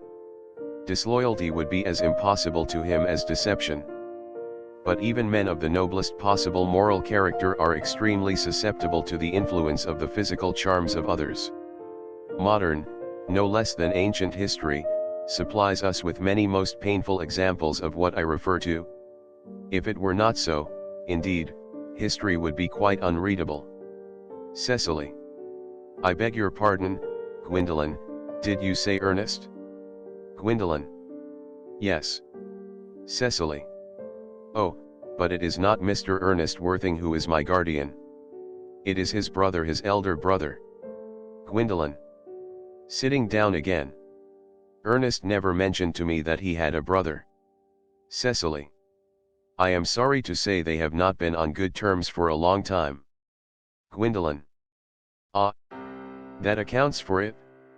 And now that I think of it, I have never heard any man mention his brother. The subject seems distasteful to most men. Cecily, you have lifted a load from my mind. I was growing almost anxious. It would have been terrible if any cloud had come across a friendship like ours, would it not? Of course you are quite sure that it is not Mr. Ernest Worthing who is your guardian? Cecily. Quite sure. A pause. In fact, I am going to be his. Gwendolen. Inquiringly. I beg your pardon? Cecily. Rather shy and confidingly. Dearest Gwendolen, there is no reason why I should make a secret of it to you. Our little county newspaper is sure to chronicle the fact next week. Mr. Ernest Worthing and I are engaged to be married. Gwendolen.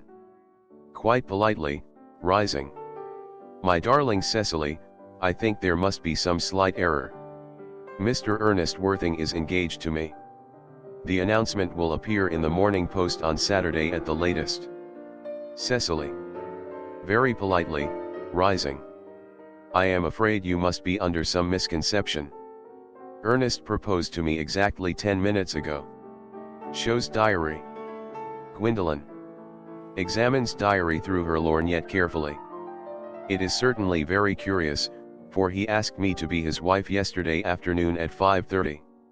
If you would care to verify the incident, pray do so. Produces diary of her own. I never travel without my diary. One should always have something sensational to read in the train. I am so sorry, dear Cecily, if it is any disappointment to you, but I am afraid I have the prior claim.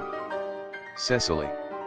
It would distress me more than I can tell you, dear Gwendolen, if it caused you any mental or physical anguish, but I feel bound to point out that since Ernest proposed to you he clearly has changed his mind. Gwendolen. Meditatively.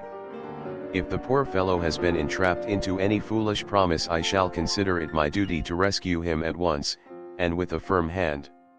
Cecily. Thoughtfully and sadly. Whatever unfortunate entanglement my dear boy may have got into, I will never reproach him with it after we are married. Gwendolen.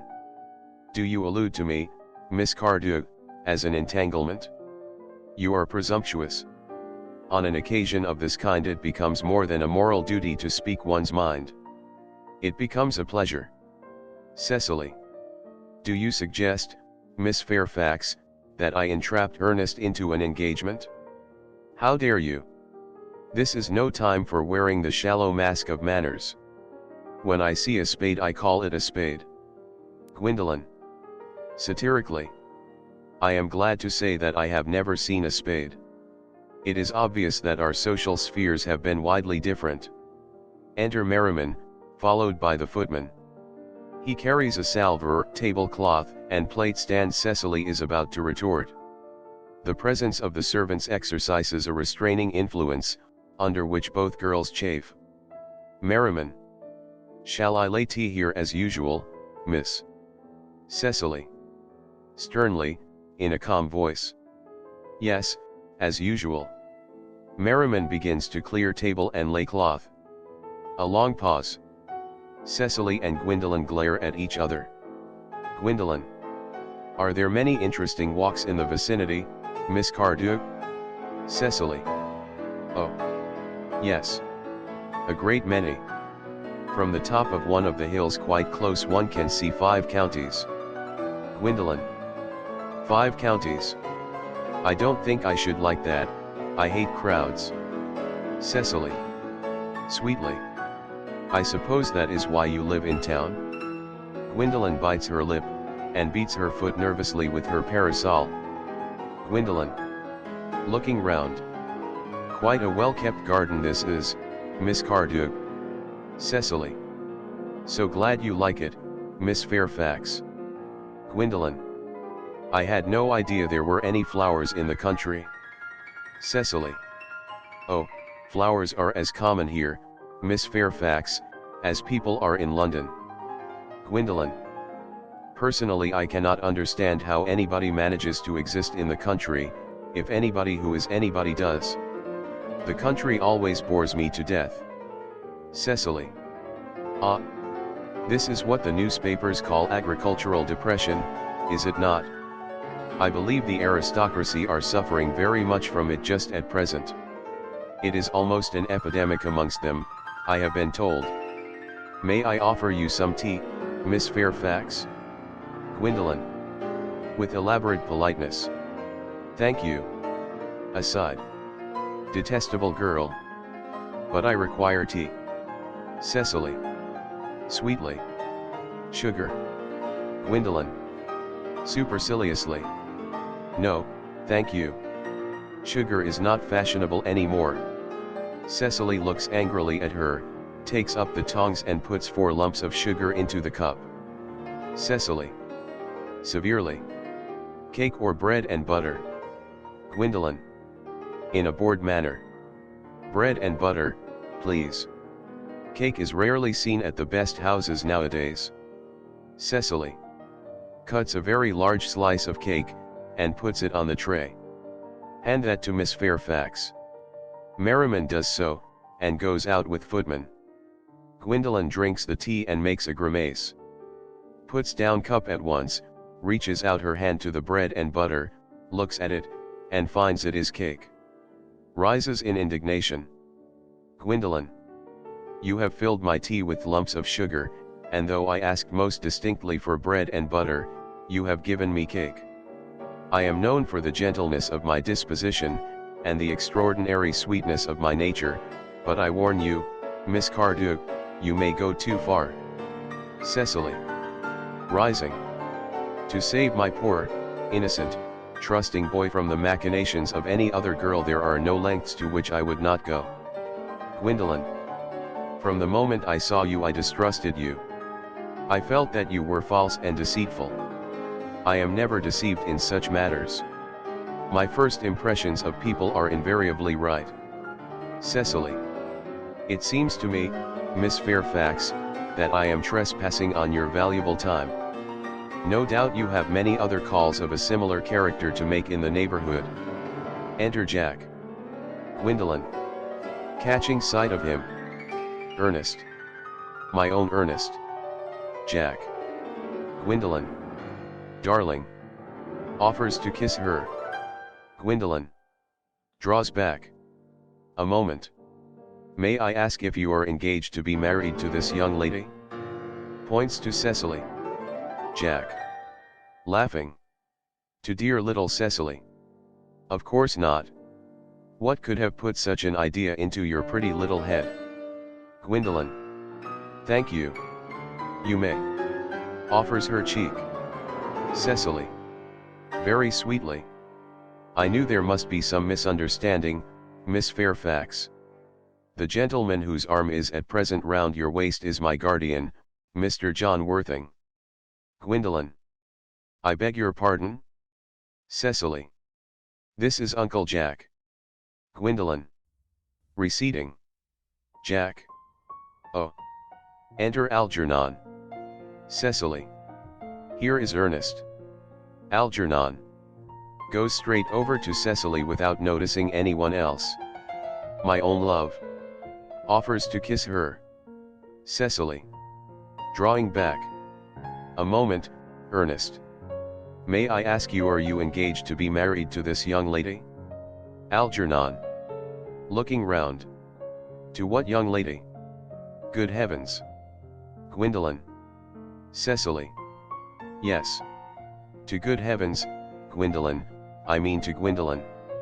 Algernon laughing. Of course not. What could have put such an idea into your pretty little head? Cecily. Thank you. Presenting her cheek to be kissed. You may. Algernon kisses her. Gwendolen. I felt there was some slight error, Miss Cardew. The gentleman who is now embracing you is my cousin, Mr. Algernon Moncrief. Cecily. Breaking away from Algernon. Algernon Moncrief. Oh. The two girls move towards each other and put their arms round each other's waists as if for protection. Cecily. Are you called Algernon? Algernon. I cannot deny it. Cecily. Oh. Gwendolen. Is your name really John? Jack. Standing rather proudly. I could deny it if I liked. I could deny anything if I liked. But my name certainly is John. It has been John for years. Cecily. To Gwendolen. A gross deception has been practiced on both of us. Gwendolen. My poor wounded Cecily. Cecily. My sweet wronged Gwendolen. Gwendolen. Slowly and seriously. You will call me sister, will you not? They embrace. Jack and Algernon groan and walk up and down. Cecily. Rather brightly. There is just one question I would like to be allowed to ask my guardian. Gwendolen. An admirable idea. Mr. Worthing, there is just one question I would like to be permitted to put to you. Where is your brother Ernest? We are both engaged to be married to your brother Ernest, so it is a matter of some importance to us to know where your brother Ernest is at present. Jack. Slowly and hesitatingly. Gwendolen. Cecily, it is very painful for me to be forced to speak the truth. It is the first time in my life that I have ever been reduced to such a painful position, and I am really quite inexperienced in doing anything of the kind. However, I will tell you quite frankly that I have no brother Ernest. I have no brother at all. I never had a brother in my life, and I certainly have not the smallest intention of ever having one in the future. Cecily. Surprised. No brother at all? Jack. Cheerily. None. Gwendolen. Severely. Had you never a brother of any kind? Jack. Pleasantly. Never. Not even of any kind. Gwendolen. I am afraid it is quite clear, Cecily, that neither of us is engaged to be married to anyone. Cecily. It is not a very pleasant position for a young girl suddenly to find herself in. Is it? Gwendolen. Let us go into the house. They will hardly venture to come after us there.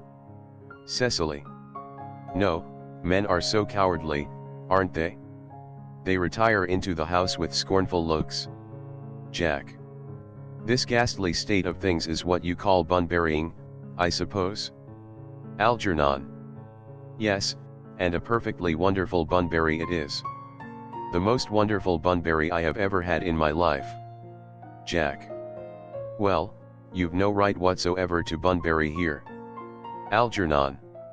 That is absurd. One has a right to bunbury anywhere one chooses. Every serious spoonberryist knows that. Jack. Serious spoonberryist. Good heavens. Algernon.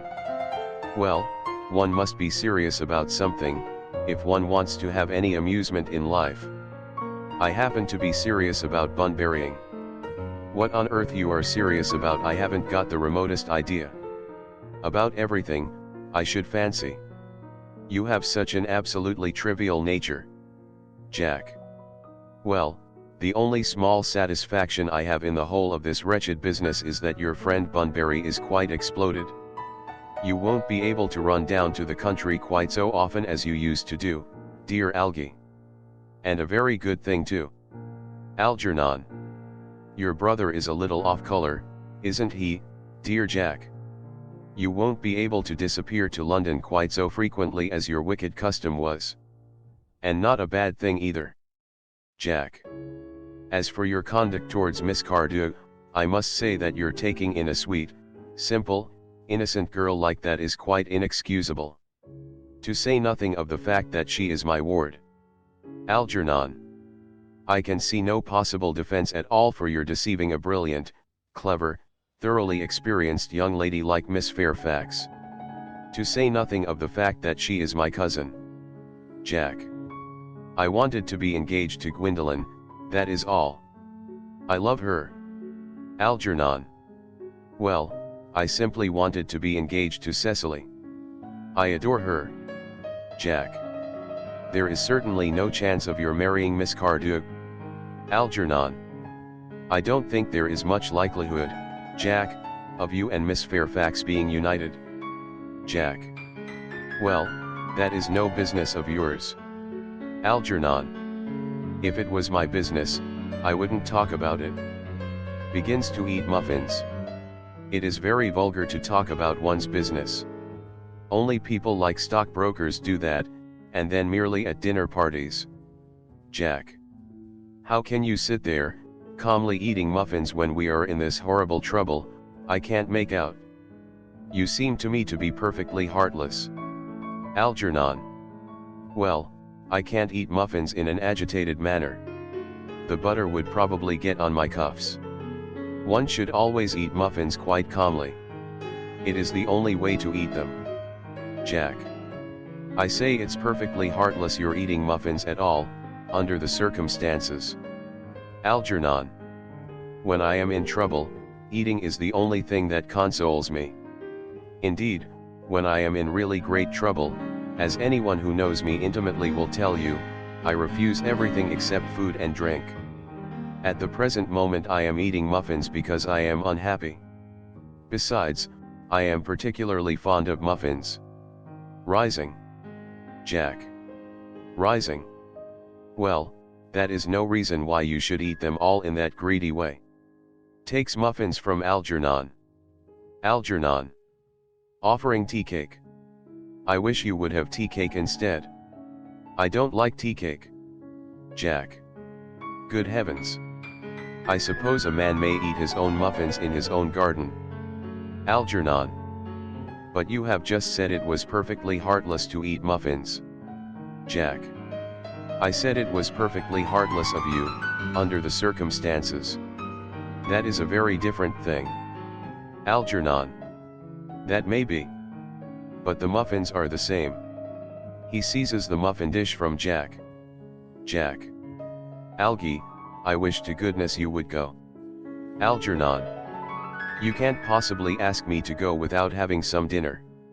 It's absurd. I never go without my dinner. No one ever does, except vegetarians and people like that. Besides, I have just made arrangements with Dr. Chasuble to be christened at 5:45 under the name of Earnest. Jack. My dear fellow, the sooner you give up that nonsense the better. I made arrangements this morning with Dr. Chasuble to be christened myself at 5:30, and I naturally will take the name of Earnest. Gwendolen would wish it. We can't both be christened Earnest. It's absurd. Besides, I have a perfect right to be christened if I like. There is no evidence at all that I have ever been christened by anybody. I should think it extremely probable I never was, and so does Dr. Chasuble. It is entirely different in your case. You have been christened already. Algernon. Yes, but I have not been christened for years. Jack. Yes, but you have been christened. That is the important thing. Algernon. Quite so. So I know my constitution can stand it. If you are not quite sure about your ever having been christened, I must say I think it rather dangerous you're venturing on it now. It might make you very unwell. You can hardly have forgotten that someone very closely connected with you was very nearly carried off this week in Paris by a severe chill.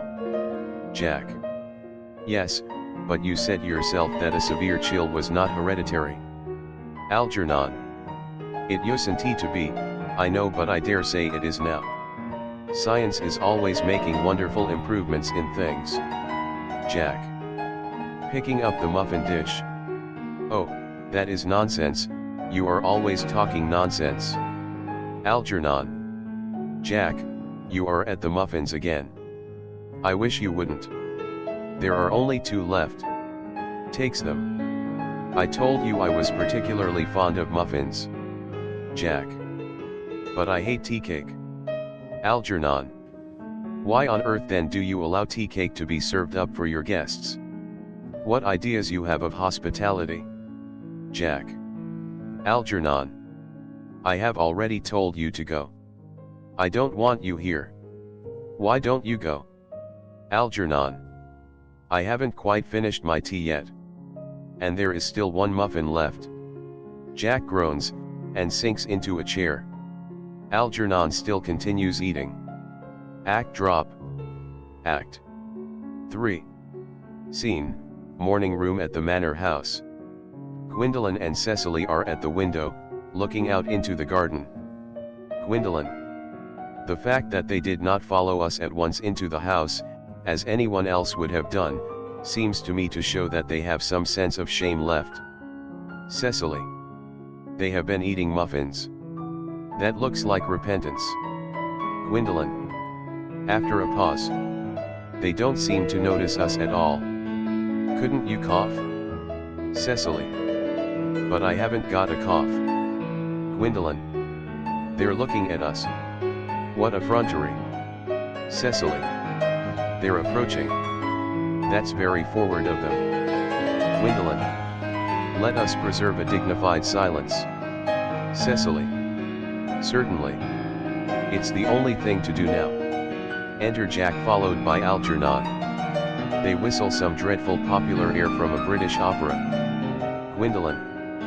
This dignified silence seems to produce an unpleasant effect. Cecily. A most distasteful one. Gwendolen. But we will not be the first to speak. Cecily. Certainly not. Gwendolen. Mr. Worthing, I have something very particular to ask you. Much depends on your reply. Cecily. Gwendolen, your common sense is invaluable. Mr. Moncrieff, kindly answer me the following question.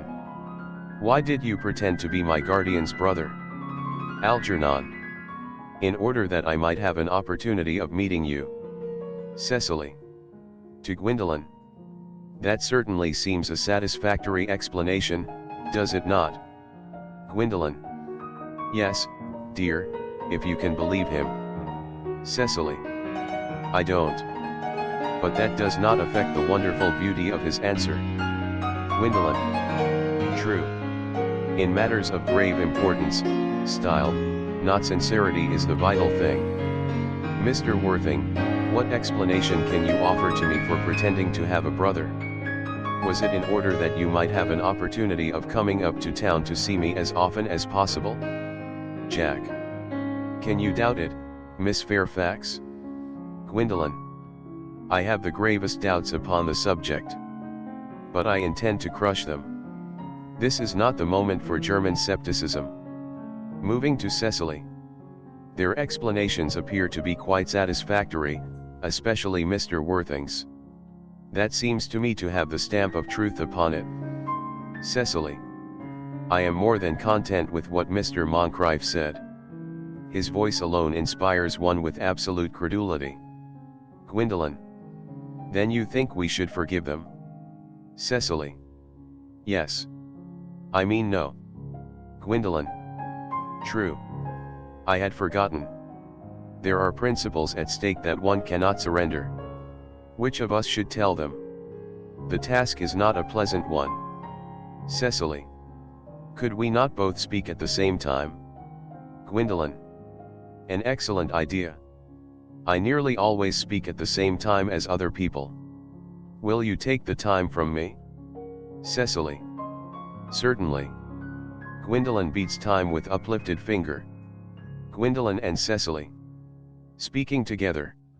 Your Christian names are still an insuperable barrier. That is all. Jack and Algernon. Speaking together. Our Christian names. Is that all?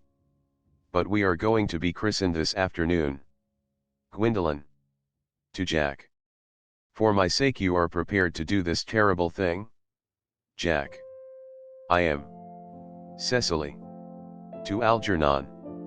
To please me you are ready to face this fearful ordeal? Algernon. I am. Gwendolen. How absurd to talk of the equality of the sexes. Where questions of self-sacrifice are concerned, men are infinitely beyond us. Jack. We are. Clasps hands with Algernon. Cecily. They have moments of physical courage of which we women know absolutely nothing. Gwendolen. To Jack. Darling. Algernon. To Cecily. Darling. They fall into each other's arms. Enter Merriman.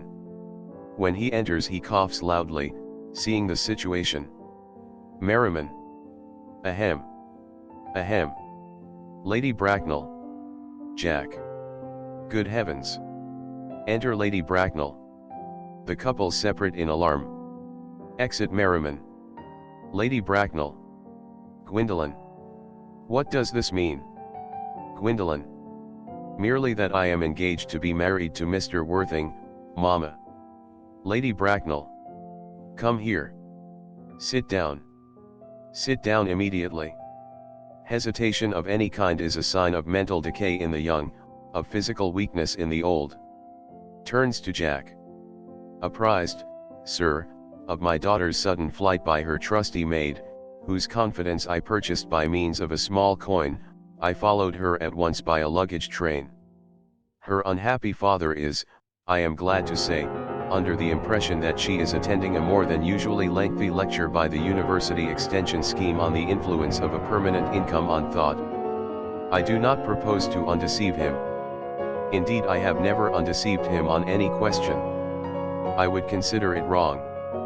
But of course, you will clearly understand that all communication between yourself and my daughter must cease immediately from this moment. On this point, as indeed on all points, I am firm. Jack. I am engaged to be married to Gwendolen Lady Bracknell. Lady Bracknell. You are nothing of the kind, sir. And now, as regards Algernon. Algernon. Algernon. Yes, Aunt Augusta. Lady Bracknell. May I ask if it is in this house that your invalid friend Mr. Bunbury resides? Algernon. Stammering. Oh. No. Bunbury doesn't live here. Bunbury is somewhere else at present. In fact, Bunbury is dead. Lady Bracknell. Dead. When did Mr. Bunbury die? His death must have been extremely sudden. Algernon. Airily. Oh. I killed Bunbury this afternoon. I mean poor Bunbury died this afternoon. Lady Bracknell. What did he die of? Algernon. Bunbury. Oh, he was quite exploded. Lady Bracknell. Exploded. Was he the victim of a revolutionary outrage? I was not aware that Mr. Bunbury was interested in social legislation. If so, he is well punished for his morbidity. Algernon. My dear Aunt Augusta, I mean he was found out? The doctors found out that Bunbury could not live, that is what I mean, so Bunbury died. Lady Bracknell. He seems to have had great confidence in the opinion of his physicians. I am glad, however, that he made up his mind at the last to some definite course of action, and acted under proper medical advice. And now that we have finally got rid of this Mr. Bunbury, may I ask, Mr. Worthing, who is that young person whose hand my nephew Algernon is now holding in what seems to me a peculiarly unnecessary manner? Jack. That lady is Miss Cecily Cardew, my ward. Lady Bracknell bows coldly to Cecily. Algernon. I am engaged to be married to Cecily, Aunt Augusta. Lady Bracknell. I beg your pardon? Cecily. Mr. Moncrieff and I are engaged to be married, Lady Bracknell. Lady Bracknell. With a shiver, crossing to the sofa and sitting down. I do not know whether there is anything peculiarly exciting in the air of this particular part of Hertfordshire, but the number of engagements that go on seems to me considerably above the proper average that statistics have laid down for our guidance. I think some preliminary inquiry on my part would not be out of place. Mr. Worthing, is Miss Cardew at all connected with any of the larger railway stations in London? I merely desire information. Until yesterday I had no idea that there were any families or persons whose origin was a terminus. Jack looks perfectly furious, but restrains himself. Jack. In a clear, cold voice. Miss Cardew is the granddaughter of the late Mr. Thomas Cardew of 149, Belgrave Square SW, Gervais Park, Dorking, Surrey, and the Sporran, Fifeshire, N.B. Lady Bracknell. That sounds not unsatisfactory. 3 addresses always inspire confidence, even in tradesmen. But what proof have I of their authenticity? Jack. I have carefully preserved the court guides of the period. They are open to your inspection, Lady Bracknell. Lady Bracknell. Grimly. I have known strange errors in that publication. Jack. Miss Cardew's family solicitors are Messrs. Mark by, and Mark by. Lady Bracknell. Mark by, and Mark by. A firm of the very highest position in their profession. Indeed, I am told that one of the Mr. Markbys is occasionally to be seen at dinner parties. So far I am satisfied. Jack. Very irritably. How extremely kind of you, Lady Bracknell. I have also in my possession, you will be pleased to hear, certificates of Miss Cardew's birth, baptism, whooping cough, registration, vaccination, confirmation, and the measles, both the German and the English variety. Lady Bracknell. Ah. A life crowded with incident, I see, though perhaps somewhat too exciting for a young girl. I am not myself in favor of premature experiences. Rises, looks at her watch. Gwendolen. The time approaches for our departure. We have not a moment to lose. As a matter of form, Mr. Worthing, I had better ask you if Miss Cardew has any little fortune? Jack. Oh. About £130,000 in the funds. That is all. Goodbye, Lady Bracknell. So pleased to have seen you. Lady Bracknell. Sitting down again. A moment, Mr. Worthing. £130,000. And in the funds. Miss Cardew seems to me a most attractive young lady, now that I look at her. Few girls of the present day have any really solid qualities, any of the qualities that last, and improve with time. We live, I regret to say, in an age of surfaces. To Cecily. Come over here, dear. Cecily goes across. Pretty child. Your dress is sadly simple, and your hair seems almost as nature might have left it. But we can soon alter all that. A thoroughly experienced French maid produces a really marvelous result in a very brief space of time. I remember recommending one to young Lady Lansing, and after 3 months her own husband did not know her. Jack. And after 6 months nobody knew her. Lady Bracknell. Glares at Jack for a few moments. Then bends, with a practiced smile, to Cecily. Kindly turn round, sweet child. Cecily turns completely round. No, the side view is what I want. Cecily presents her profile. Yes, quite as I expected. There are distinct social possibilities in your profile. The 2 weak points in our age are its want of principle and its want of profile. The chin a little higher, dear. Style largely depends on the way the chin is worn. They are worn very high, just at present. Algernon. Algernon. Yes, Aunt Augusta. Lady Bracknell. There are distinct social possibilities in Miss Cardew's profile. Algernon. Cecily is the sweetest, dearest, prettiest girl in the whole world. And I don't care tuppence about social possibilities. Lady Bracknell. Never speak disrespectfully of society, Algernon. Only people who can't get into it do that. To Cecily. Dear child, of course you know that Algernon has nothing but his debts to depend upon. But I do not approve of mercenary marriages. When I married Lord Bracknell I had no fortune of any kind. But I never dreamed for a moment of allowing that to stand in my way. Well, I suppose I must give my consent. Algernon. Thank you, Aunt Augusta. Lady Bracknell. Cecily, you may kiss me. Cecily. Kisses her. Thank you, Lady Bracknell. Lady Bracknell. You may also address me as Aunt Augusta for the future. Cecily. Thank you, Aunt Augusta. Lady Bracknell. The marriage, I think, had better take place quite soon. Algernon. Thank you, Aunt Augusta. Cecily. Thank you, Aunt Augusta. Lady Bracknell. To speak frankly, I am not in favor of long engagements. They give people the opportunity of finding out each other's character before marriage, which I think is never advisable. Jack. I beg your pardon for interrupting you, Lady Bracknell, but this engagement is quite out of the question. I am Miss Cardew's guardian, and she cannot marry without my consent until she comes of age. That consent I absolutely decline to give. Lady Bracknell. Upon what grounds may I ask? Algernon is an extremely, I may almost say an ostentatiously, eligible young man. He has nothing, but he looks everything. What more can one desire? Jack.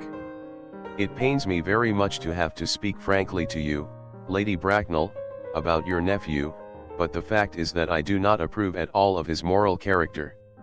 I suspect him of being untruthful. Algernon and Cecily look at him in indignant amazement. Lady Bracknell. Untruthful. My nephew Algernon?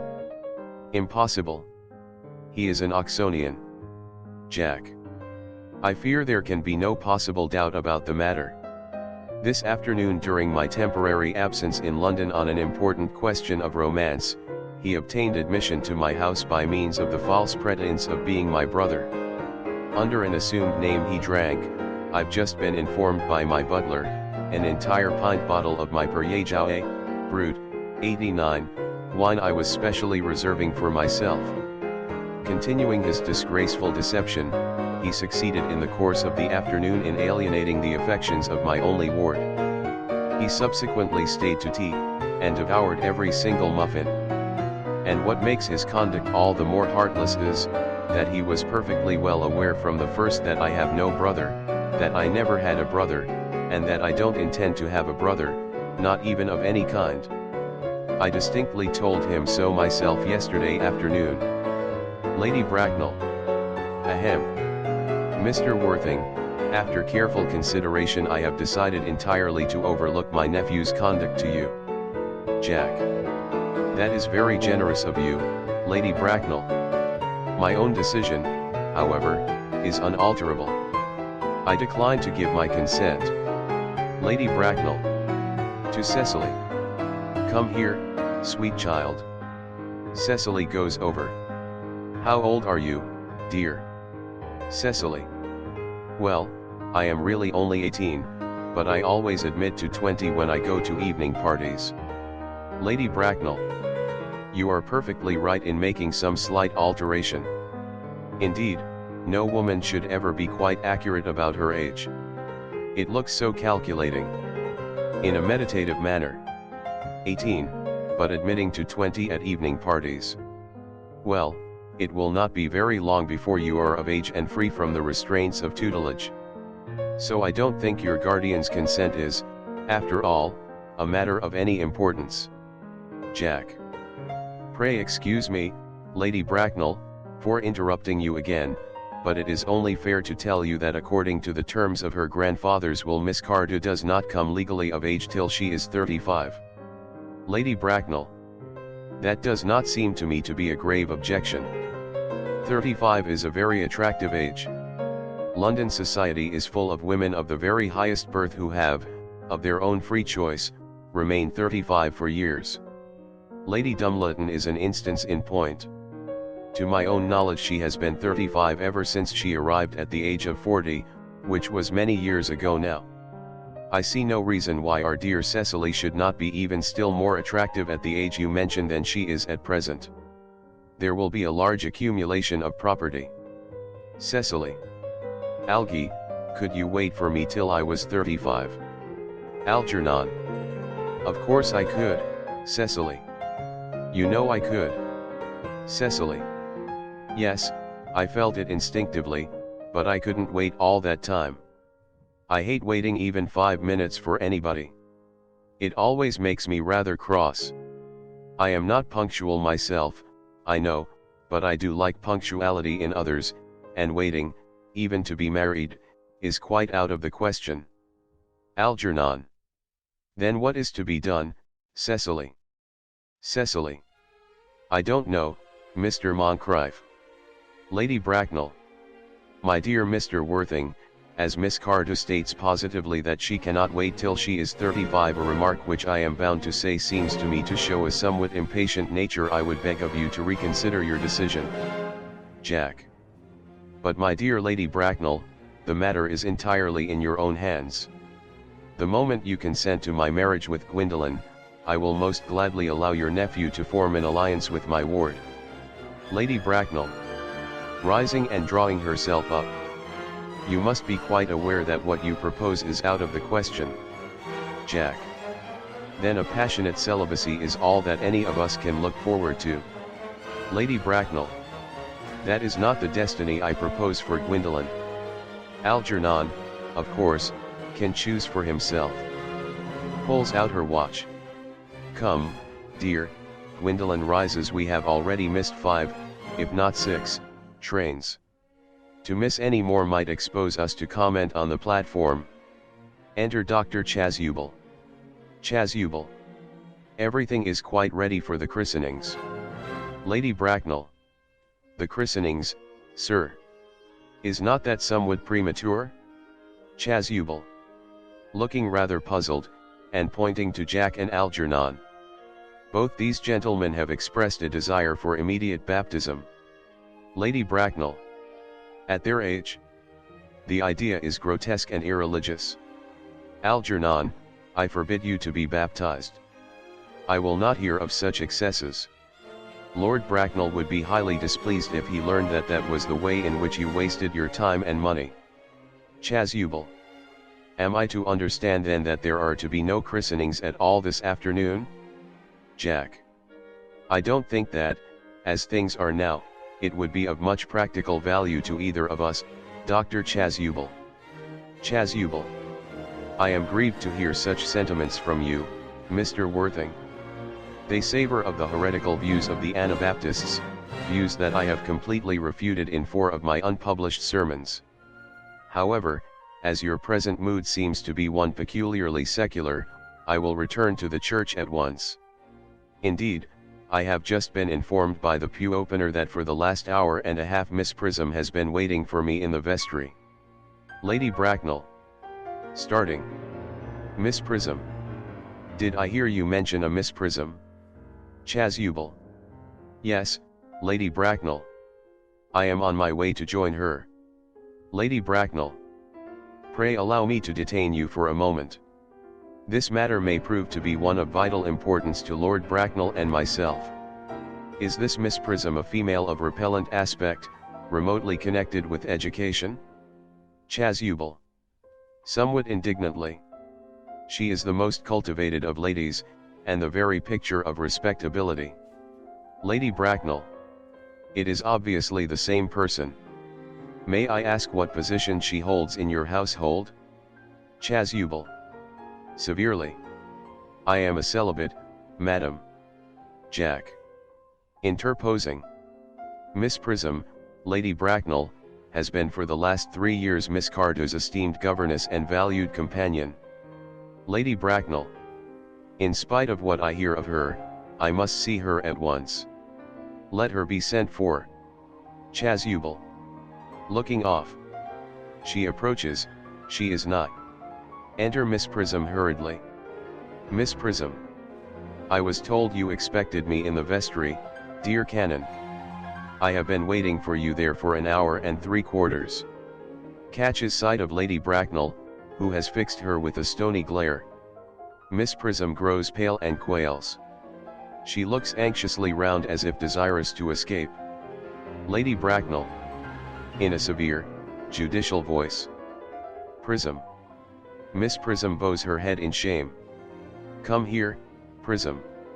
Miss Prism approaches in a humble manner. Prism. Where is that baby? General consternation. The Canon starts back in horror. Algernon and Jack pretend to be anxious to shield Cecily and Gwendolen from hearing the details of a terrible public scandal. 28 years ago, Prism, you left Lord Bracknell's house, number 104, Upper Grosvenor Street, in charge of a perambulator that contained a baby of the male sex. You never returned. A few weeks later, through the elaborate investigations of the Metropolitan Police, the perambulator was discovered at midnight, standing by itself in a remote corner of Bayswater. It contained the manuscript of a 3-volume novel of more than usually revolting sentimentality. Miss Prism starts in involuntary indignation. But the baby was not there. Everyone looks at Miss Prism. Prism. Where is that baby? A pause. Miss Prism. Lady Bracknell, I admit with shame that I do not know. I only wish I did. The plain facts of the case are these. On the morning of the day you mention, a day that is forever branded on my memory, I prepared as usual to take the baby out in its perambulator. I had also with me a somewhat old, but capacious handbag in which I had intended to place the manuscript of a work of fiction that I had written during my few unoccupied hours. In a moment of mental abstraction, for which I never can forgive myself, I deposited the manuscript in the bassinet, and placed the baby in the handbag. Jack. Who has been listening attentively? But where did you deposit the handbag? Miss Prism. Do not ask me, Mr. Worthing. Jack. Miss Prism, this is a matter of no small importance to me. I insist on knowing where you deposited the handbag that contained that infant. Miss Prism. I left it in the cloakroom of one of the larger railway stations in London. Jack. What railway station? Miss Prism. Quite crushed. Victoria. The Brighton line. Sinks into a chair. Jack. I must retire to my room for a moment. Gwendolen, wait here for me.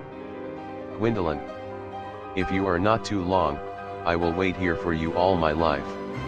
Exit Jack in great excitement. Chasuble. What do you think this means, Lady Bracknell? Lady Bracknell. I dare not even suspect, Dr. Chasuble. I need hardly tell you that in families of high position strange coincidences are not supposed to occur.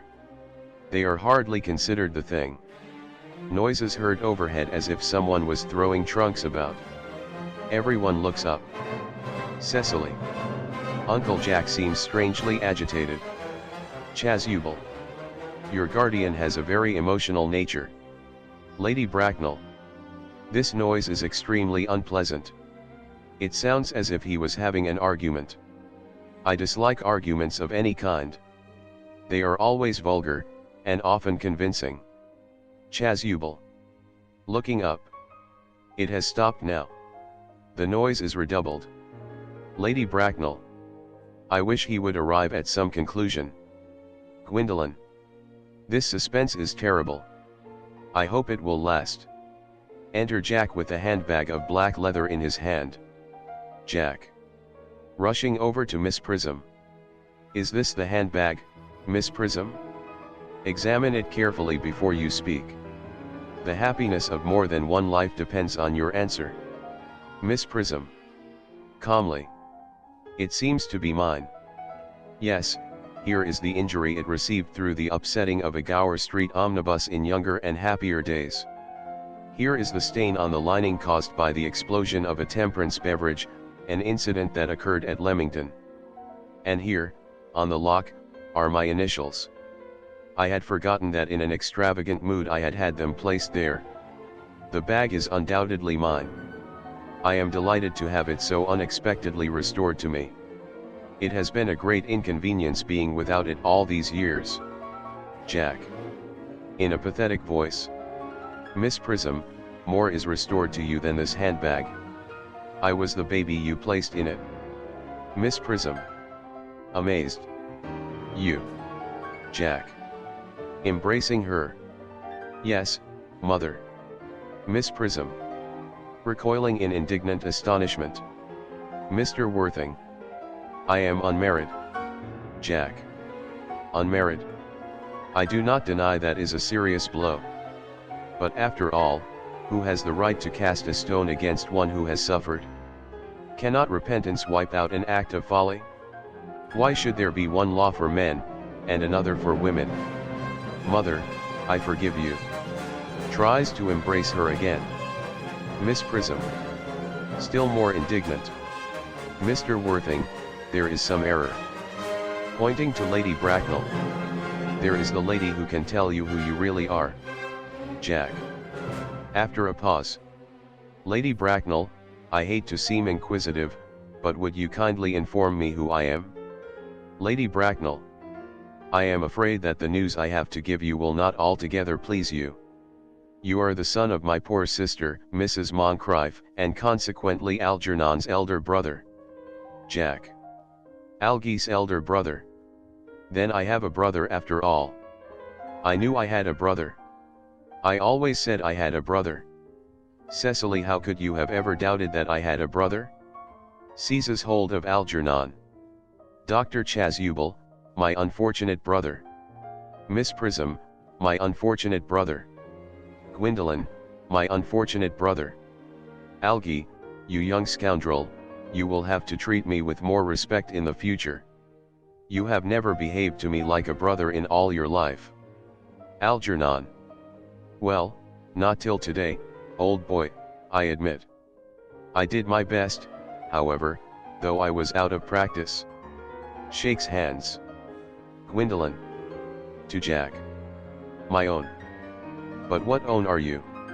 What is your Christian name, now that you have become someone else? Jack. Good heavens. I had quite forgotten that point. Your decision on the subject of my name is irrevocable, I suppose? Gwendolen. I never change, except in my affections. Cecily. What a noble nature you have, Gwendolen. Jack. Then the question had better be cleared up at once. Aunt Augusta, a moment. At the time when Miss Prism left me in the handbag, had I been christened already? Lady Bracknell. Every luxury that money could buy, including christening, had been lavished on you by your fond and doting parents. Jack.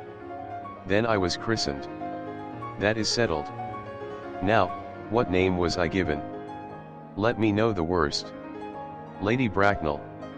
Being the eldest son, you were naturally christened after your father. Jack. Irritably. Yes, but what was my father's Christian name? Lady Bracknell. Meditatively. I cannot at the present moment recall what the general's Christian name was. But I have no doubt he had one. He was eccentric, I admit. But only in later years. And that was the result of the Indian climate, and marriage, and indigestion, and other things of that kind. Jack. Algy. Can't you recollect what our father's Christian name was? Algernon. My dear boy, we were never even on speaking terms. He died before I was a year old. Jack. His name would appear in the army lists of the period, I suppose, Aunt Augusta? Lady Bracknell. The general was essentially a man of peace, except in his domestic life. But I have no doubt his name would appear in any military directory. Jack. The army lists of the last 40 years are here. These delightful records should have been my constant study. Rushes to bookcase and tears the books out. Generals. Malum, Maximum, Magley, what ghastly names they have marked by, Migs by, Mobs, Moncrief. Lieutenant 1840, Captain, Lieutenant Colonel, Colonel, General 1869, Christian names, Earnest John. Puts book very quietly down and speaks quite calmly. I always told you, Gwendolen, my name was Ernest, didn't I? Well, it is Earnest after all. I mean it naturally is Ernest. Lady Bracknell. Yes, I remember now that the general was called Ernest. I knew I had some particular reason for disliking the name. Gwendolen. Ernest. My own Ernest. I felt from the first that you could have no other name. Jack. Gwendolen, it is a terrible thing for a man to find out suddenly that all his life he has been speaking nothing but the truth. Can you forgive me? Gwendolen. I can. For I feel that you are sure to change. Jack. My own one. Chasuble. To Miss Prism. Laetitia. Embraces her. Miss Prism. Enthusiastically. Frederick. At last. Algernon. Cecily. Embraces her. At last. Jack. Gwendolen. Embraces her. At last. Lady Bracknell.